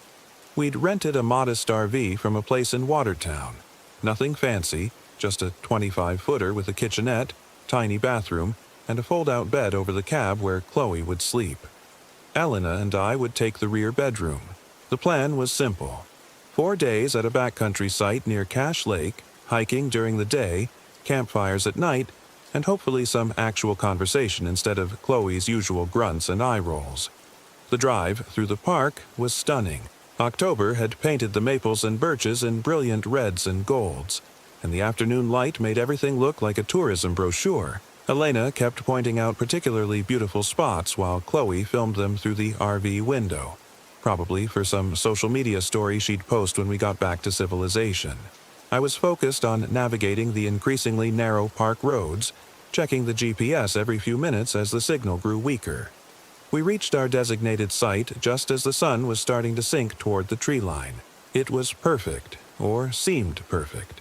A small clearing surrounded by towering white pines and red maples, with a fire ring already set up and a picnic table that looked solid enough.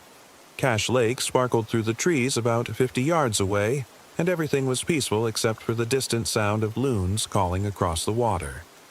"This is actually pretty nice," Chloe admitted, which from her counted as enthusiastic approval. She was already walking around the perimeter of the site, phone held high as she searched for any trace of signal.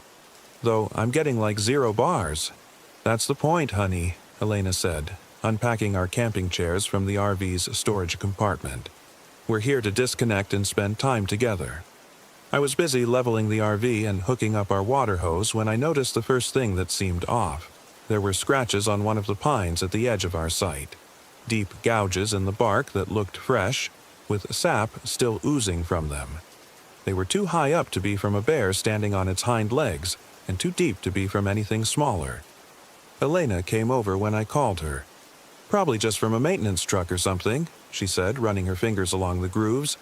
"You know, maybe they had to bring equipment through here to set up the site." That made sense, and I pushed the nagging feeling aside. We were here to relax and bond as a family, not to turn every little oddity into some paranoid conspiracy. I finished setting up the RV while Elena and Chloe organized our food supplies and gear. By the time I was done, the sun was hanging low and orange between the trees, and the temperature was starting to drop toward what would be a cold night. We made dinner on the RV's tiny propane stove, just pasta with jarred sauce, nothing fancy, and ate it at the picnic table while the woods around us filled with the sounds of evening. Owls calling back and forth, the rustle of small animals in the underbrush, and that constant background whisper of wind through pine needles. It was peaceful, almost meditative, and I could see Elena starting to relax in a way she rarely did back home. "So," she said, twirling pasta around her fork, "what should we do tomorrow? I brought some trail maps, and there's supposed to be this really beautiful waterfall about 3 miles north of here. Hiking sounds good," I said, "as long as the weather holds." The forecast had called for clear skies, but this far north in October, weather could change fast. Chloe was picking at her food, still glancing at her phone every few seconds even though it remained stubbornly signal-free. "How long do we have to stay out here?" she asked.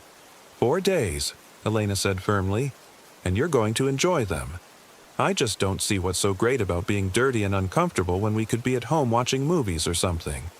"When I was your age," I started, then caught myself before completing what would definitely sound like an old man lecture.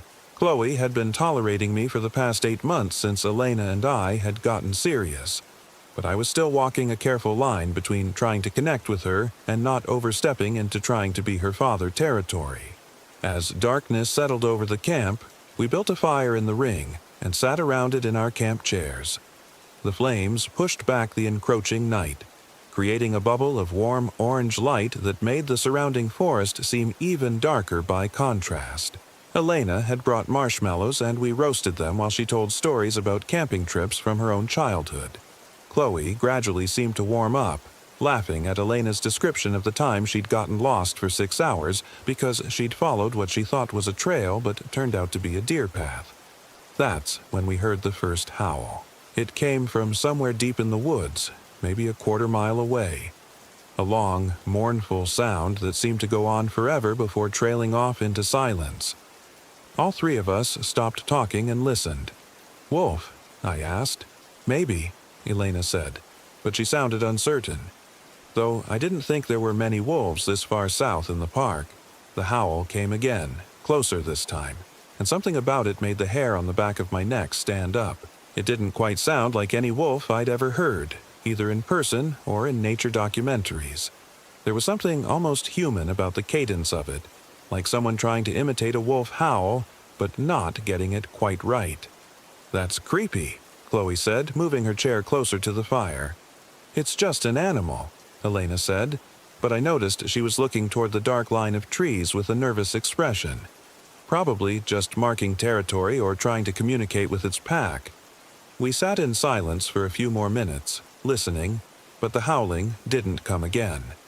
Eventually, the conversation resumed, though it felt more forced now, and we all kept glancing toward the woods. When Elena suggested we call it a night around 10:30, nobody argued. Inside the RV, we went through our nighttime routines in the cramped space. Chloe climbed up to the cab over bed with her phone, still hoping to catch even a single bar of signal, while Elena and I got ready for bed in the rear bedroom. The RV felt warm and secure after the mysterious sounds outside, and I was starting to think I'd been overreacting to what was probably just ordinary wildlife. I was wrong. I woke up around 2 in the morning to the sound of something large moving around outside the RV. At first, I thought it might be a raccoon getting into our trash, but the footsteps were too heavy, too deliberate. Something was walking slowly around the perimeter of our campsite, and occasionally I could hear what sounded like sniffing or breathing. Elena was still asleep beside me, and I didn't want to wake her unless I was sure there was actually something to worry about. I slipped out of bed as quietly as I could and crept toward the front of the RV, where there was a small window that looked out over our campsite. The fire had burned down to just glowing coals, providing barely enough light to see anything. But there was something out there, a large, dark shape moving between the trees at the edge of our site. As I watched, it stopped next to the pine tree with the scratch marks and seemed to rear up on its hind legs, much taller than any bear should be able to stand. My heart was hammering as I tried to get a better look, but the thing was just a silhouette against the slightly lighter darkness of the forest. It stood there for what felt like several minutes, perfectly still, and I had the horrible feeling that it was looking directly at the RV, directly at me, even though I knew it couldn't possibly see me through the small window. Then it dropped back down to all fours and disappeared into the trees so quietly that I wondered if I'd imagined the whole thing. I stood at the window for another 20 minutes, watching and listening, but whatever it was didn't come back. Eventually, I crept back to bed, but I didn't sleep much for the rest of the night. Every small sound outside, every snap of a twig or rustle of leaves made me tense up and strain my ears. The next morning, Elena noticed my bloodshot eyes immediately. "Bad night?" she asked, handing me a cup of coffee from the RV's tiny coffee maker. "Something was prowling around the site last night," I said. "Something big." "What kind of big?" "I don't know. Bear, maybe. But it seemed wrong somehow." Elena frowned. "Wrong how?" I struggled to put it into words. "The way it moved, the way it stood up, it just didn't feel right." Chloe emerged from her cab over bed looking rumpled and grumpy. "What are you guys talking about?" "Marcus thinks he saw something outside last night," Elena said. "Like what?" "I don't know," I admitted. "Probably just a bear. You know how things can seem scarier in the dark." But as we ate breakfast outside at the picnic table, I kept scanning the tree line, looking for any sign of what I'd seen. The scratch marks on the pine seemed deeper in the morning light, and I noticed there were similar marks on 2 other trees that I'd missed the day before. Whatever had made them was big and strong, with claws that could gouge inches-deep furrows in solid wood. "Maybe we should head home early," I suggested. "Skip the hiking and just pack up." "What?" Elena looked at me like I'd suggested we burn down the forest. "We just got here yesterday. This is supposed to be our family bonding time." "I know, but—" "Dad," Chloe said, and my heart did a little skip because she'd never called me that before, not even once. "Are you seriously going to let some random animal scare you away from vacation?" The way she said it, challenging but not quite mocking, like she was testing whether I was the kind of man who would stand his ground or cut and run at the first sign of trouble, made me reconsider. Maybe I was overreacting. Maybe it really had just been a bear, and my imagination had done the rest. "You're right," I said. "It was probably nothing. Let's stick to the plan." We spent the day hiking the trail Elena had picked out, a moderate loop that took us through some of the most beautiful fall foliage I'd ever seen. The waterfall was spectacular, a 40-foot cascade that threw mist and rainbows into the crisp October air. Chloe actually seemed to be enjoying herself, taking pictures with her phone even though she couldn't post them, and Elena was more relaxed and happy than I'd seen her in months. For several hours, I managed to forget about the scratch marks and the mysterious night visitor. We were just a family enjoying the outdoors together, and that felt good in a way I hadn't expected. Chloe even walked beside me for part of the trail, asking questions about the different types of trees and whether I thought we might see any wildlife. "What kind of animals live up here?" she asked as we followed the trail along the edge of Cache Lake. "Oh, the usual stuff," I said. "Black bears, deer, moose sometimes. Lots of smaller things. Raccoons, porcupines, foxes. There are supposed to be wolves, but they're pretty rare and they usually avoid people." "What about that thing you heard last night?" "Probably just a wolf," I said, though I still wasn't convinced. "They howl to communicate with their pack." "It didn't sound like the wolves in movies," she said. She was right, but I didn't want to alarm her. Real wolf howls don't always sound like the movies. Sometimes they're more varied. We made it back to the campsite as the sun was beginning to set, tired, but in good spirits. Elena started dinner while I collected firewood, and Chloe helped by organizing our gear and getting the camp chairs arranged around the fire ring. It felt domestic and peaceful, and I was beginning to think that maybe the previous night's incident really had been just my imagination running wild. Then, as I was stacking the last of the firewood beside the picnic table, I found the prints. They were in a patch of soft earth near where I'd seen the shadowy figure the night before. Large, elongated prints that looked almost like a person's footprints but wrong in several crucial ways. The toes were too long, ending in what looked like claw marks, and the heel was narrow and pointed. They were much bigger than human prints, maybe 13 or 14 inches long, and they were pressed deep into the soil like whatever had made them was carrying tremendous weight. "Elena," I called, trying to keep my voice calm. "Can you come look at this?" She came over, wiping her hands on a dish towel, and stopped short when she saw the prints. "Jesus, what the hell made those?" "I have no idea." We both knelt down to examine them more closely. There were several prints, forming a rough circle around our campsite, like something had been walking the perimeter. In the soft earth, they were perfectly clear and undeniably real. "Maybe some kind of deformed bear," Elena suggested, but she didn't sound convinced. "Bears don't walk on two legs for extended periods," I said, "and their paws don't look anything like this." "Then what? What are you guys looking at?" Chloe had come over to see what we were discussing.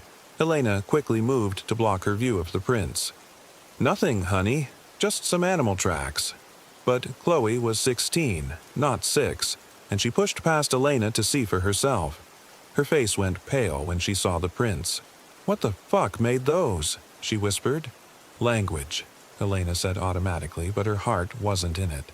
We all stood there staring at the prints, and I could feel the comfortable family atmosphere of the day evaporating like mist.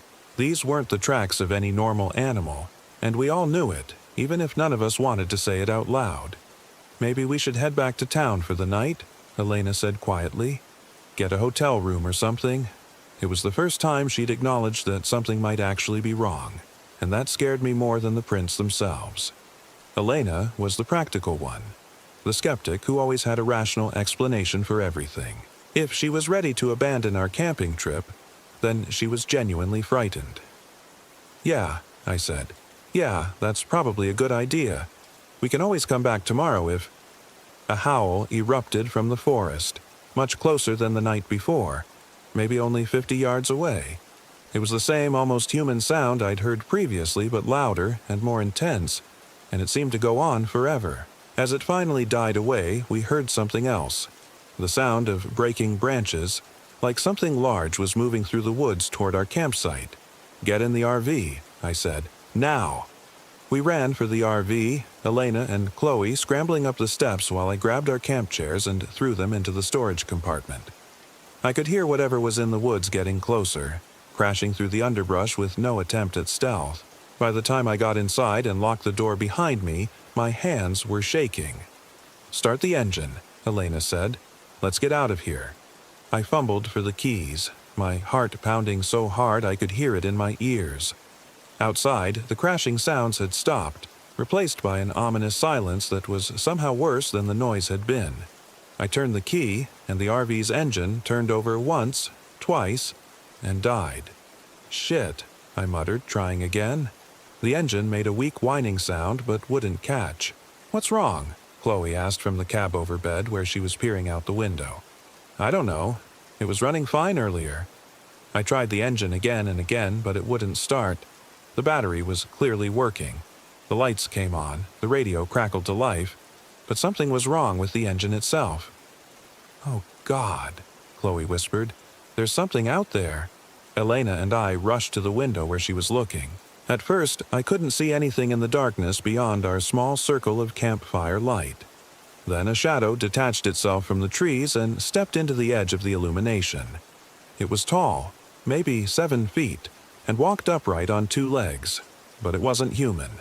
The proportions were all wrong. Arms too long, torso too narrow, head shaped like a wolf's but larger and more angular. Its fur was dark and patchy, and in the flickering firelight I could see that its eyes reflected light like an animal's, glowing with a sickly yellow-green color. It stood at the edge of our campsite, perfectly still, watching the RV. I could see its chest rising and falling as it breathed, and occasionally it would tilt its head to one side like a dog listening to a sound only it could hear. "What is that thing?" Elena whispered. "I don't know," I breathed.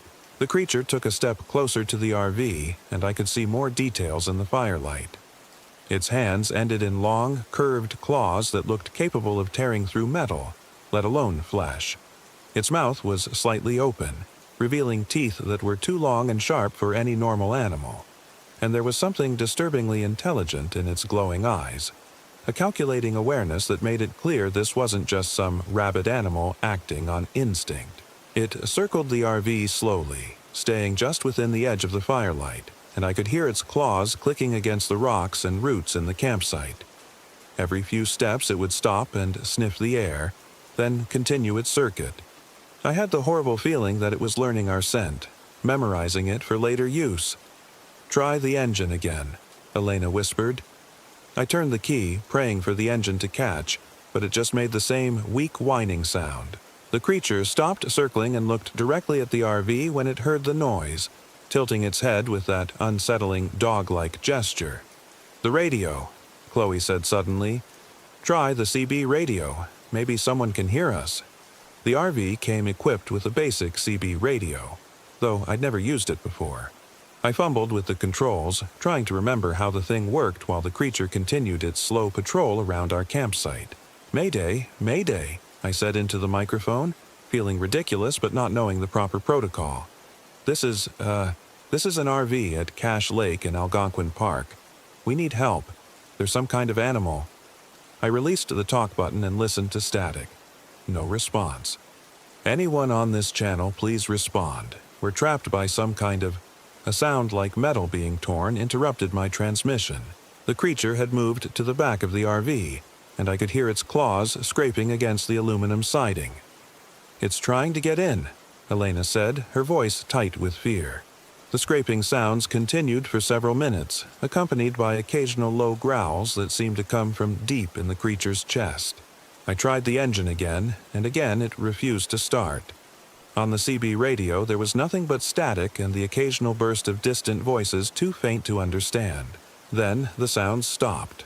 We waited in silence, straining to hear any indication of where the creature had gone.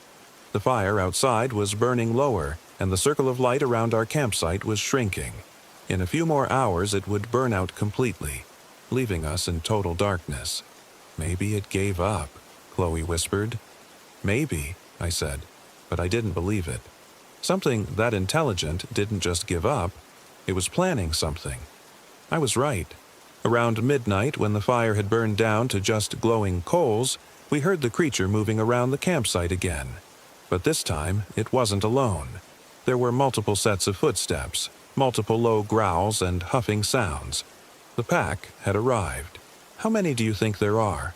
Elena asked. I listened carefully, trying to count the different sounds. 3, maybe 4. Jesus. They began testing the RV systematically, and I realized with growing horror that they were working together with a level of coordination that no normal animals should possess.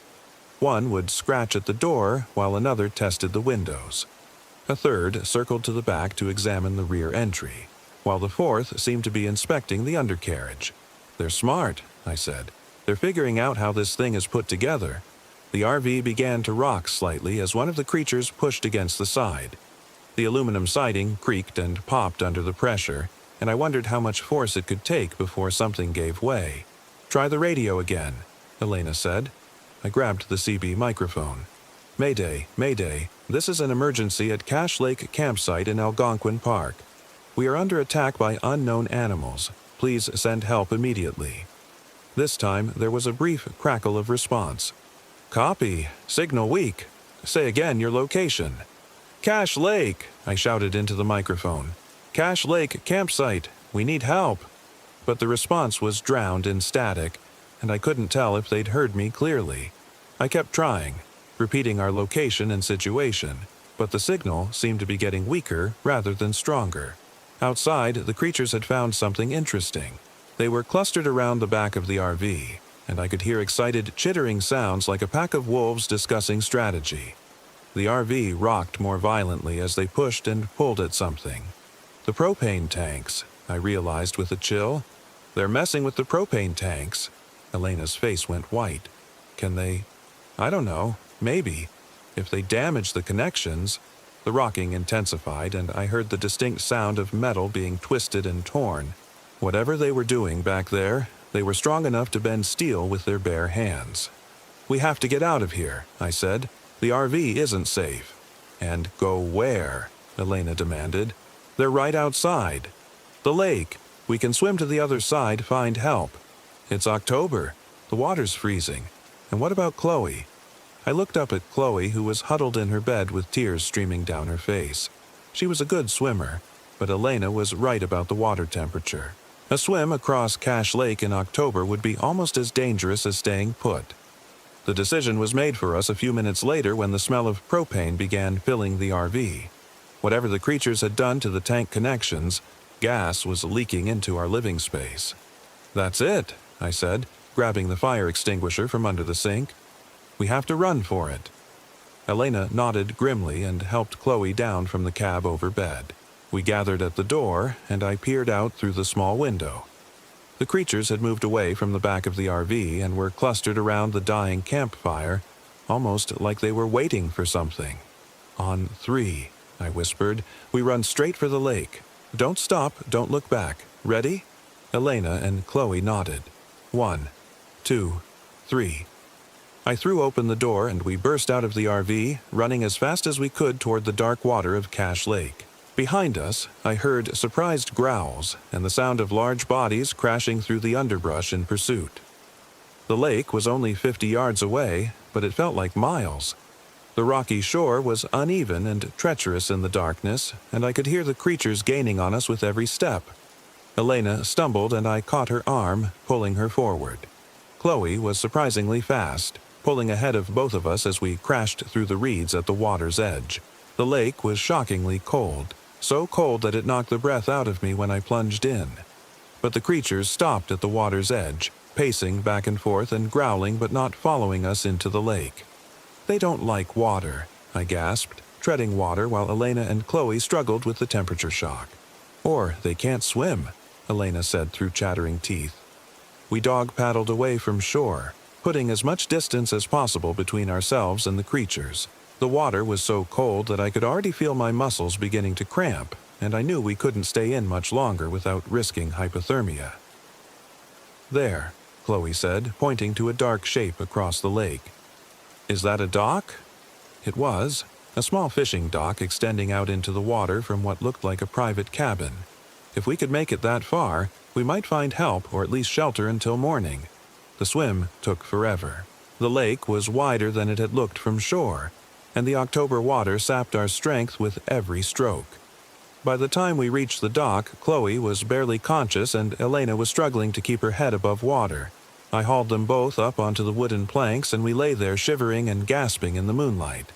The cabin was dark and appeared to be unoccupied, but I broke a window to get us inside.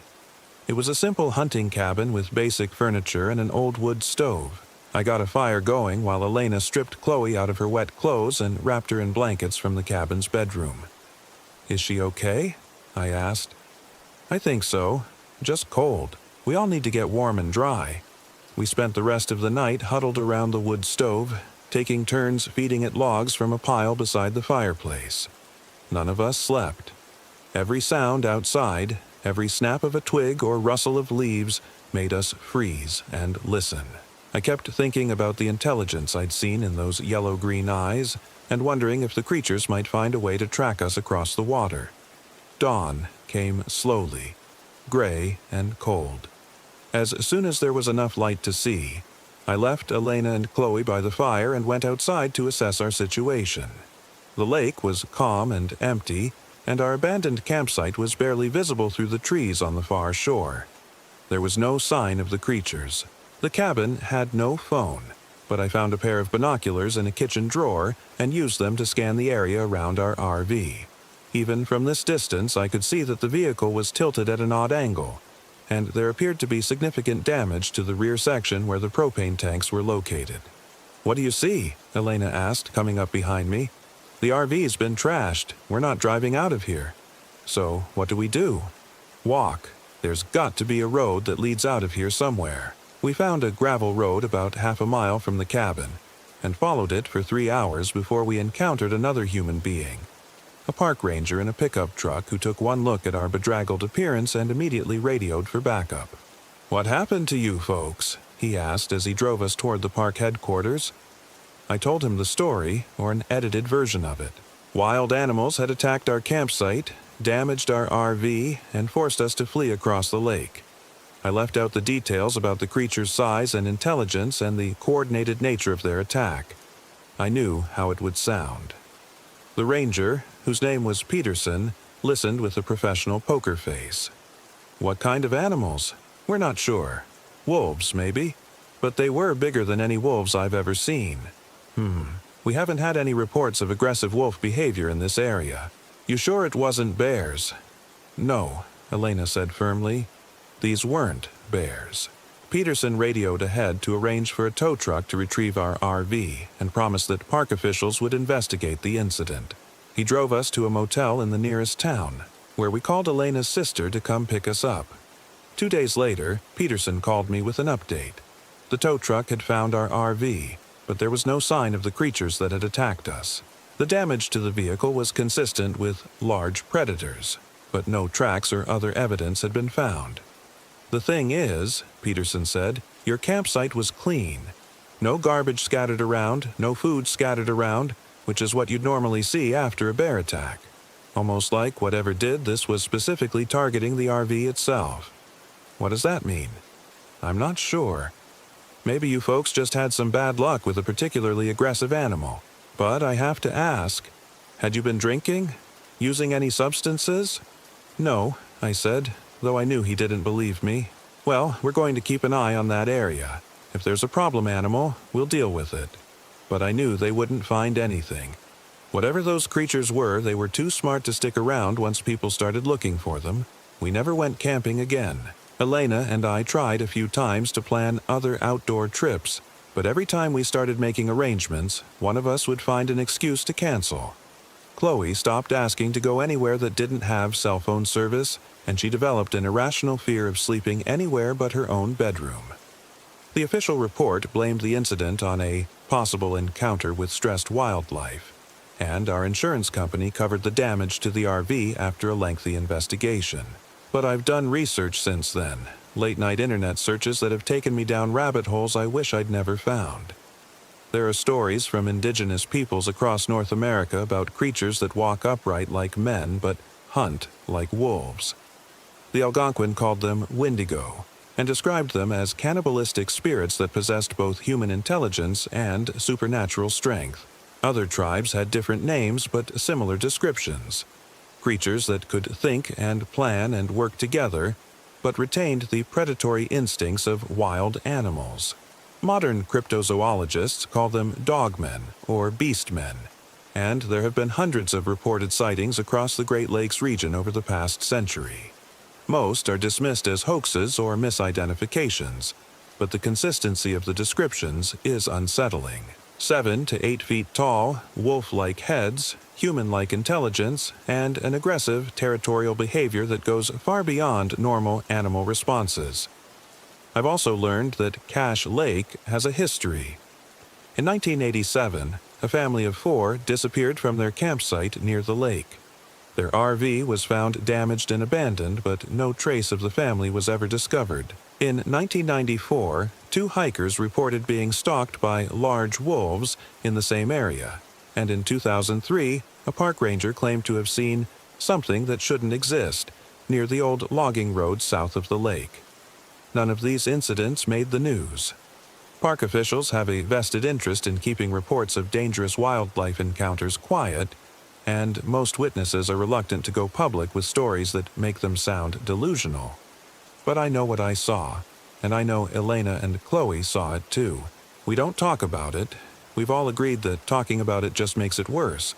But sometimes I catch one of them staring out a window at dusk with that same expression of watchful fear. Chloe still calls me Dad sometimes, which should make me happy. But when she does it, I remember the way she said it that morning in the woods when she was challenging me not to run from whatever was out there. She was testing whether I was brave enough to be her father, and I failed that test. We all ran when it mattered. I still check the locks twice every night, and I've installed motion sensor lights around Elena's house. I tell myself it's just normal home security, but I know better. Some part of me is still waiting for those yellow-green eyes to appear in the darkness, for the sound of claws scraping against aluminum siding. Because here's what really scares me. I don't think those things at Cache Lake were random animals defending territory. I think they were hunting us specifically, with a purpose and intelligence that goes beyond anything in the natural world. And I think they're still out there, waiting patiently for the next group of unsuspecting campers to wander into their territory. The park is still open. People still camp at Cache Lake. And every time I see a news story about missing hikers or unexplained wildlife encounters in Ontario, I wonder if those things have gotten hungry again. Sometimes, late at night when I can't sleep, I think about going back. Taking a gun and a camera and some serious recording equipment, documenting what's really out there in the pine forests around Cache Lake, proving that we weren't hallucinating or drunk or delusional. But then, I remember the way that creature looked at our RV. Calculating and patient and utterly without fear. And I realized that if I went back there, I might not come home at all. Some mysteries are better left unsolved. Some territories are better left unexplored. And some things that walk upright in the dark woods of Canada are better left to their own business. I just hope they'll leave the rest of us to ours. But I'm not betting on it. Story 4. I planned a clean break at the Monongahela National Forest in West Virginia. I'm Sarah, I'm 34, and nothing that followed was clean. The RV rental had seemed like salvation when I'd signed the papers 3 days after finding David's journal. 3 months of marriage, and I discovered he'd been documenting every argument, every perceived slight, every moment I'd disappointed him in careful, clinical handwriting. The final entry was dated the morning he died in the car accident. Sarah seems happier when I'm not around. Perhaps she'll get her wish. I'd thrown the journal across our empty house and called the RV place that same afternoon. The Monongahela stretched across eastern West Virginia like a green blanket thrown over broken bones. I'd chosen the Cranberry Wilderness area specifically because cell service was spotty, and the nearest town was 40 miles away. I wanted to disappear for a week, to scrub David's voice from my head and maybe remember who I'd been before I'd started walking on eggshells around my own life. The rental agent, a gap-toothed man named Earl, had handed me the keys to a 30-foot Winnebago with a grin that didn't reach his eyes. "She's got everything you need," he'd said, patting the side like it was a faithful horse. "Generator, full water tank, propane for heat. You picked a good time to go. Leaves are just starting to turn." I'd nodded and signed the papers, eager to leave Richmond behind. The drive had taken 4 hours, winding through increasingly narrow mountain roads until I'd reached the Forest Service road that led to the dispersed camping area. The last hour had been all switchbacks and drop-offs, the RV swaying like a drunk sailor with each curve. The campsite I'd chosen was a cleared area beside Cranberry Creek, surrounded by old-growth hemlocks that rose like cathedral pillars into the gray October sky. It was beautiful and isolated, exactly what I'd wanted. I'd leveled the RV, connected the utilities, and set up my camp chairs beside the creek. By sunset, I had a fire going and a glass of wine in my hand. That first night I'd slept better than I had in months. The trouble started on the second day. I woke to find my camp chairs overturned and scattered around the fire pit. At first, I assumed it had been wind. The mountains were notorious for sudden gusts that could knock the unwary off their feet. But the morning was perfectly still, and the chairs were heavy aluminum things that would have taken considerable force to move. I righted them and started coffee, telling myself that bears were common in the area. A black bear investigating the campsite would explain the disturbance. I made a mental note to be more careful about food storage and forgot about it. The day passed peacefully. I hiked a section of the Cranberry River Trail, took photographs of the changing leaves, and read beside the creek. As evening approached, I built another fire and heated a can of soup for dinner. The sun was setting behind the ridge when I noticed something odd. It was getting dark too fast. I'd been camping enough to have an internal sense of sunset timing, and this felt wrong. According to my watch, it was only 6:30, but the shadows had already swallowed the far bank of the creek. The light was draining from the sky like water from a cracked basin. I looked up through the hemlock canopy, trying to gauge the sun's position, but saw only a gray ceiling of clouds that seemed lower than they'd been an hour before. The air had grown thick and oppressive, carrying scents of damp earth and something else, something organic and slightly sweet, like fruit left too long in the sun. A twig snapped somewhere in the trees beyond my fire's light. I froze, soup spoon halfway to my mouth. The sound had been deliberate, controlled, not the random crack of a settling branch or the scuffle of a small animal. Something large was moving through the forest, and it was being careful about where it stepped. "Hello?" I called out, feeling foolish. "Anyone there?" The silence that followed was complete. Even the creek seemed to quiet, its constant murmur fading to a whisper. I waited, listening so intently that my ears began to ring, but heard nothing more. Minutes passed. The darkness continued to thicken with unnatural speed, as if someone was dimming a vast rheostat that controlled the sky. I retreated to the RV, locking the door behind me and drawing the curtains. Through the thin aluminum walls I could hear the wind beginning to pick up, making the hemlocks sway and creak. I tried to read but couldn't concentrate. The words seemed to slide off the page, and I found myself listening instead, for footsteps, for voices, for anything that might explain the wrongness I felt settling over the campsite like a shroud. Sleep came eventually, but it was restless and full of dreams I couldn't quite remember upon waking. Images of dark water and pale faces floated through my consciousness, accompanied by a low humming sound that seemed to come from the earth itself. I woke on the third morning to find the fire pit filled with stones. Not scattered stones, arranged stones. Someone had built a careful spiral pattern using creek rocks, each one placed with deliberate precision. The charred remains of my fire lay at the center like an offering. My hands shook as I photographed the arrangement with my phone, though I wasn't sure why I was documenting it. Who would I show? Who would believe me? The stones were smooth and dark, worn by centuries of creek water, and they formed a pattern that made my eyes water if I looked at it too long. I should have left then. Should have broken camp, driven the RV back to Richmond, and pretended none of this had happened. Instead, I found myself circling the spiral, counting the stones. 37 rocks, each one roughly the size of a child's fist. The pattern drew my gaze inward, toward the cold ashes at its center, and for a moment I had the strangest sensation of falling. A hand touched my shoulder. I spun around, heart hammering to find empty air. The morning was still and quiet, the hemlocks standing like silent sentinels around the campsite. But I could swear I'd felt fingers, cold, deliberate fingers, pressing into my jacket. I scattered the stone spiral with my hiking boot, kicking the rocks back toward the creek. Whatever sick game this was, I wanted no part of it. Someone was playing tricks, probably some local who didn't appreciate city folks camping on what they considered their territory. I'd dealt with territorial assholes before, but even as I told myself this, I knew it wasn't true. The arrangement had been too precise, too purposeful. and the speed with which darkness had fallen the night before, that wasn't something a prankster could control. I spent the day hiking, trying to clear my head and make sense of what was happening.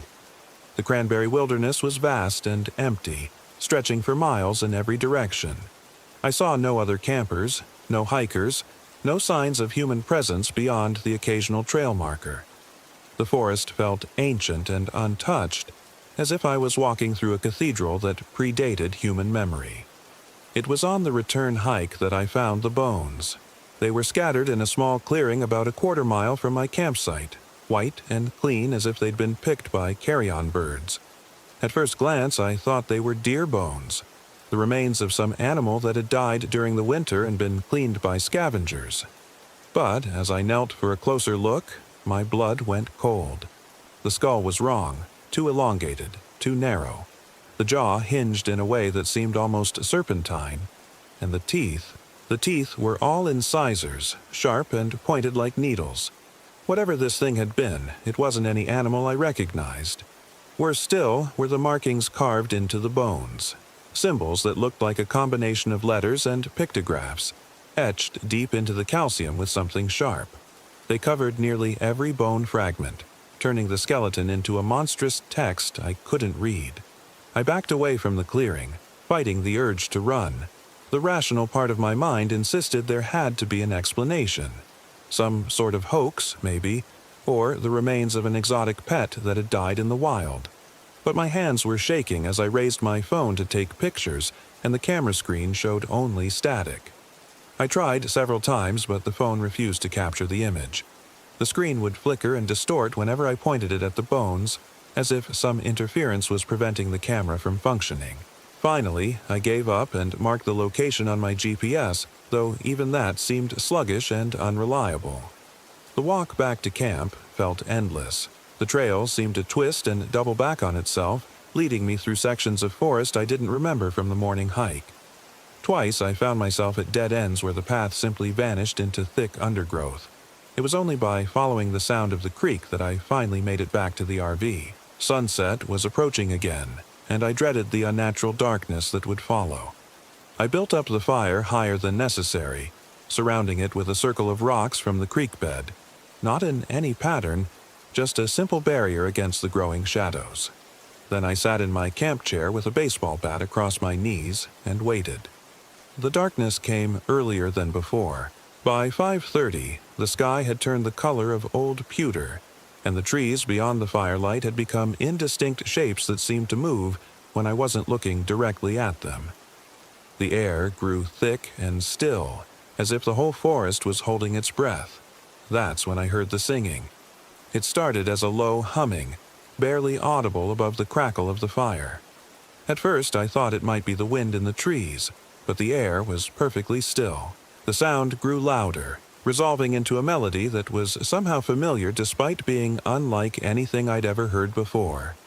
It was coming from the woods across the creek. I stood up, bat in hand, and peered into the darkness. The singing continued, rising and falling in haunting harmonies that seemed to come from multiple sources. Children's voices, I realized with a chill. It sounded like a choir of children singing in the dark. "Who's there?" I called out, my voice cracking. "Show yourselves!" The singing stopped abruptly, leaving only the whisper of the creek and the snap of burning wood. I waited, every muscle tense, but the silence stretched on. Just as I was beginning to think I'd imagined the whole thing, a new sound reached my ears. Footsteps. They were coming from the direction of the singing, slow and deliberate.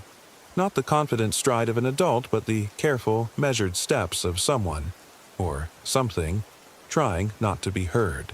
The footsteps paused at the creek's edge, and I could hear the soft splash of water being disturbed. Something was crossing the creek. I retreated to the RV, fumbling with the keys as the footsteps grew closer. My hands were shaking so badly I could barely fit the key into the lock. Behind me, I could hear wet feet slapping against the packed earth of the campsite. The door slammed shut just as something brushed against the RV's side. I threw the deadbolt and backed away from the windows, baseball bat clutched to my chest. Outside, I could hear movement, A slow circling of the vehicle accompanied by a sound like fingernails dragging across metal. The scratching continued for what felt like hours, sometimes at the windows, sometimes along the sides, sometimes on the roof directly above my head. Occasionally, it would stop, and in the silence that followed I could hear breathing. Slow, deep respirations that didn't sound quite human. I huddled on the RV's small couch, afraid to move, afraid to make any sound that might draw whatever was outside. The scratching would start and stop in irregular patterns, as if my tormentor was testing different approaches, looking for a weakness in the RV's aluminum shell. Around midnight, the sound ceased. I waited another hour before daring to peek through the curtains. The campsite appeared empty. The fire burned down to glowing coals. But something was wrong with the shadows. They seemed too deep, too solid, as if they were places where the world had been carved out and filled with black velvet. I didn't sleep that night. Morning brought no relief. The RV's exterior was covered in scratches, deep gouges in the aluminum that spelled out symbols similar to those I'd seen carved into the bones. But these markings were fresh, the metal still bright where claws or tools had scraped away the paint. My first instinct was to pack up and leave immediately. But when I tried to start the RV's engine, nothing happened. The starter motor turned over, but the engine wouldn't catch. I tried several times, pumping the gas pedal and checking the obvious things: fuel gauge, battery indicator, oil pressure, but everything appeared normal. I popped the hood and looked at the engine, though I knew next to nothing about RV mechanics. Everything seemed to be in place, but something felt wrong. The air around the engine bay had a strange smell, sweet and organic, like the scent I'd noticed that first evening. It wasn't until I looked more closely that I saw them. Mushrooms. They were growing throughout the engine compartment, sprouting from every surface like some alien infection. Pale, twisted things with caps that glistened wetly in the morning light. They'd wrapped around the spark plug wires, clogged the air filter, and sent tendrils deep into the engine block itself. I tried to pull them out, but they came apart in my hands, releasing clouds of spores that made me gag and stumble backward. The smell intensified, becoming a stench of rotting vegetation and something worse, something that reminded me of the morgue where I'd identified David's body. I slammed the hood shut and retreated to the RV, my mind reeling. Mushrooms didn't grow that fast. It was impossible. They would need weeks or months to establish themselves so thoroughly, not a single night. But as I looked around the campsite, I began to notice other changes. The trees seemed closer than they had been, their branches hanging lower over the clearing. The creek had changed course slightly, cutting a new channel that brought it within a few feet of the RV's side. And everywhere, sprouting from logs and tree trunks and patches of bare earth, were more of the pale mushrooms. The forest was changing around me, reshaping itself while I slept. I spent the morning trying to fix the engine, pulling out handfuls of the grotesque fungi and cleaning the connections as best I could. But for every mushroom I removed, 2 more seemed to take its place. They grew as I watched, pushing through metal and plastic with impossible persistence. By noon, I'd given up. The RV wasn't going anywhere. That left hiking out, but the thought of leaving the vehicle's protection filled me with dread. Whatever was happening in these woods, the RV's aluminum shell seemed to offer some small measure of safety. Outside, exposed and vulnerable, I would be completely at the mercy of forces I didn't understand. But I couldn't stay here indefinitely. My food and water would last perhaps another 3 days, and my mental state was deteriorating rapidly. I found myself talking to David, carrying on conversations with my dead husband as if he were sitting across from me at the small dinette table. "You always said I made poor decisions," I told the empty air. "Well, this one takes the cake, doesn't it?" I could almost hear his response, that tone of patient condescension he'd perfected during our brief marriage. "You never think things through, Sarah. You just react emotionally and hope for the best." "Shut up," I said aloud, then immediately felt foolish. I was arguing with a ghost, a projection of my own guilt and grief. But in the oppressive silence of the RV, his voice seemed as real as my own. The afternoon dragged by in a haze of anxiety and false starts. I would decide to hike out, then change my mind at the last minute. I'd pack the emergency bag, then unpack it. I'd study the trail map, trying to plot the fastest route to the main road, then fold it up again when the distances seemed impossible.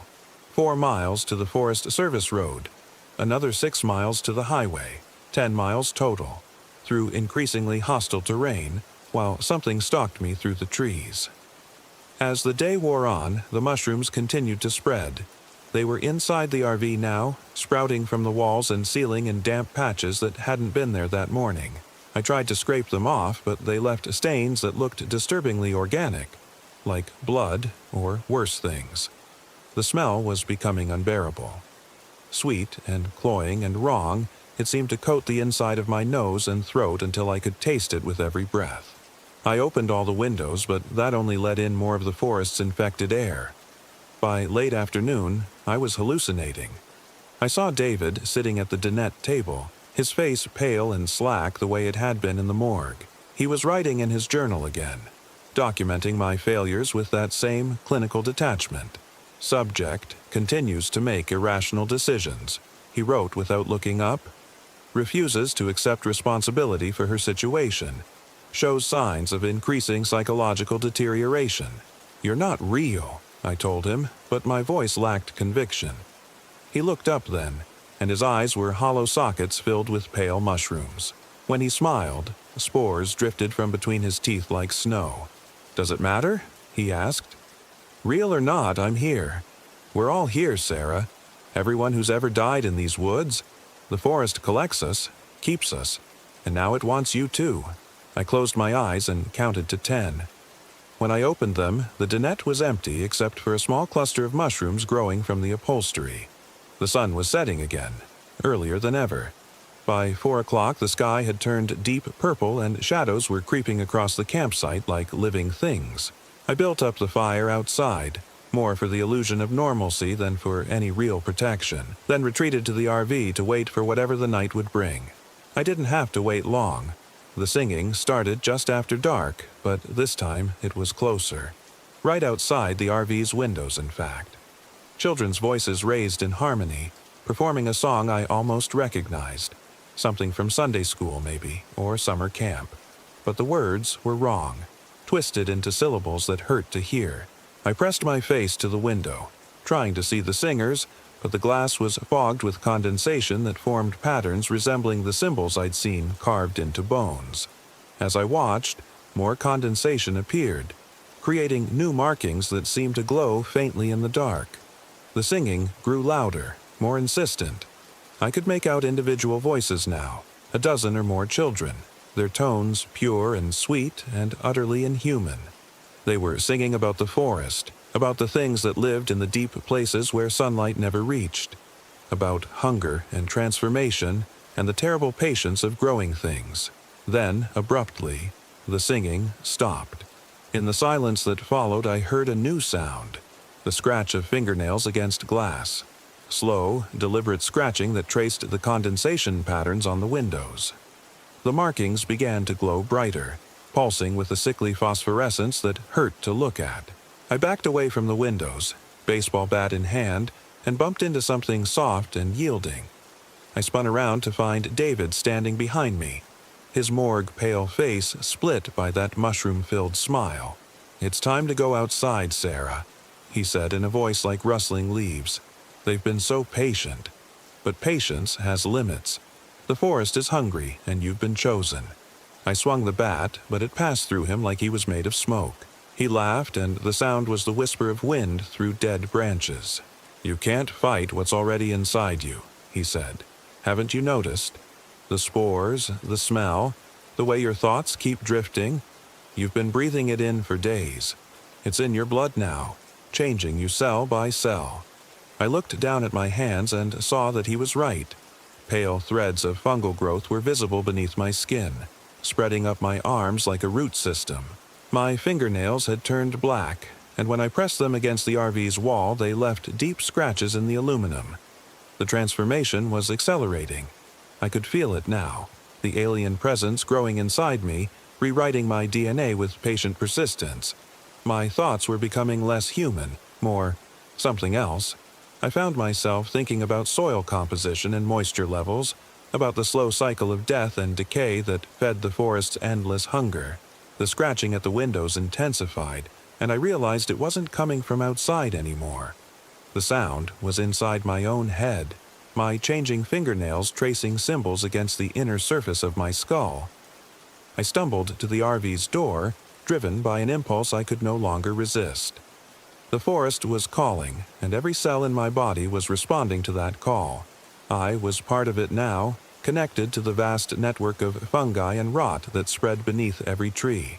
The door opened before I could touch the handle. They were waiting for me. The children whose voices I'd heard singing in the dark. But they weren't children anymore, if they ever had been. They were pale, elongated things with too many joints and eyes like dark pools. Their skin had the waxy translucence of mushroom caps, and when they moved, I could hear the wet sound of spores being released into the air. They smiled at me with needle teeth and reached out with fingers that ended in black claws. Behind them, the forest pulsed with bioluminescent life, a network of connected organisms that stretched from root to canopy, all of it singing in harmonies that bypassed my ears and resonated directly in my bones. I stepped down from the RV and felt the earth welcome me. The mushrooms beneath my feet glowed brighter, and I could sense the vast intelligence that dwelt in the spaces between trees. It was ancient and patient and utterly alien, but it knew me now. I was part of its design, a new node in its expanding consciousness. The pale children formed a circle around me, their voices raised once again in that haunting song. But I could understand the words now, could feel their meaning in the transformed tissue of my brain. They were singing about integration, about the joining of disparate parts into a greater whole, about the hunger that drives all growth and the patience required to nurture new life from death. I opened my mouth to sing along and felt spores cascade from my throat like dusty snow. The song went on for hours or days. Time had become meaningless in the forest's eternal twilight. When it finally ended, I found myself back in the RV, but everything had changed. The vehicle was now part of the forest, its walls covered in phosphorescent fungi and its floor carpeted with rich, dark soil. David sat across from me at the dinette table. But he was real now, as real as anything could be in this place between life and death. His journal lay open before him, its pages covered with symbols that glowed softly in the perpetual dusk. "Welcome home," he said, and his voice carried the rustle of 10,000 leaves. "I've been waiting for you." I looked down at my hands and saw that the transformation was complete. My skin had the same waxy translucence as the children's, and my fingernails had grown into curved black talons. When I breathed, spores drifted from my lungs like tiny stars. But I wasn't afraid anymore. Fear was a human emotion, and I was becoming something else, something that belonged to the deep places and the growing dark. The forest had claimed me, made me part of its endless hunger, and in return it had given me purpose. I picked up David's pen and began to write in the journal, documenting the next phase of the forest's expansion. There would be other campers, other travelers who would stumble into the cranberry wilderness seeking solitude and peace. They would find something else entirely, a patient intelligence that had been dreaming in the soil for millennia, waiting for the right moment to spread its influence beyond the tree line. The network was growing, node by node, spore by spore. Soon it would reach the highways, the towns, the cities beyond the mountains. And I would be there to help it, singing in the dark with my voice of rustling leaves, calling others home to the green embrace of eternal night. Outside the RV, I could hear new voices joining the choir, the voices of park rangers and search and rescue teams who had come looking for me. They would find me, eventually, but not in any form they would recognize. By then, they would be part of the song themselves, their human concerns transformed into something vast and patient and utterly inhuman. I smiled, feeling spores drift from between my teeth, and continued writing. There was so much to document, so much to prepare for the spreading dark. The forest had waited so long for this moment, and now, finally, it was time to grow. The network pulsed around me, singing its hunger into the deepening night, and I sang along in perfect harmony. No longer Sarah, no longer human, but something new and terrible and infinitely patient. The forest had taught me the deepest truth, that in the end, everything returns to the soil. Everything feeds the growing dark, and in the darkness, everything grows.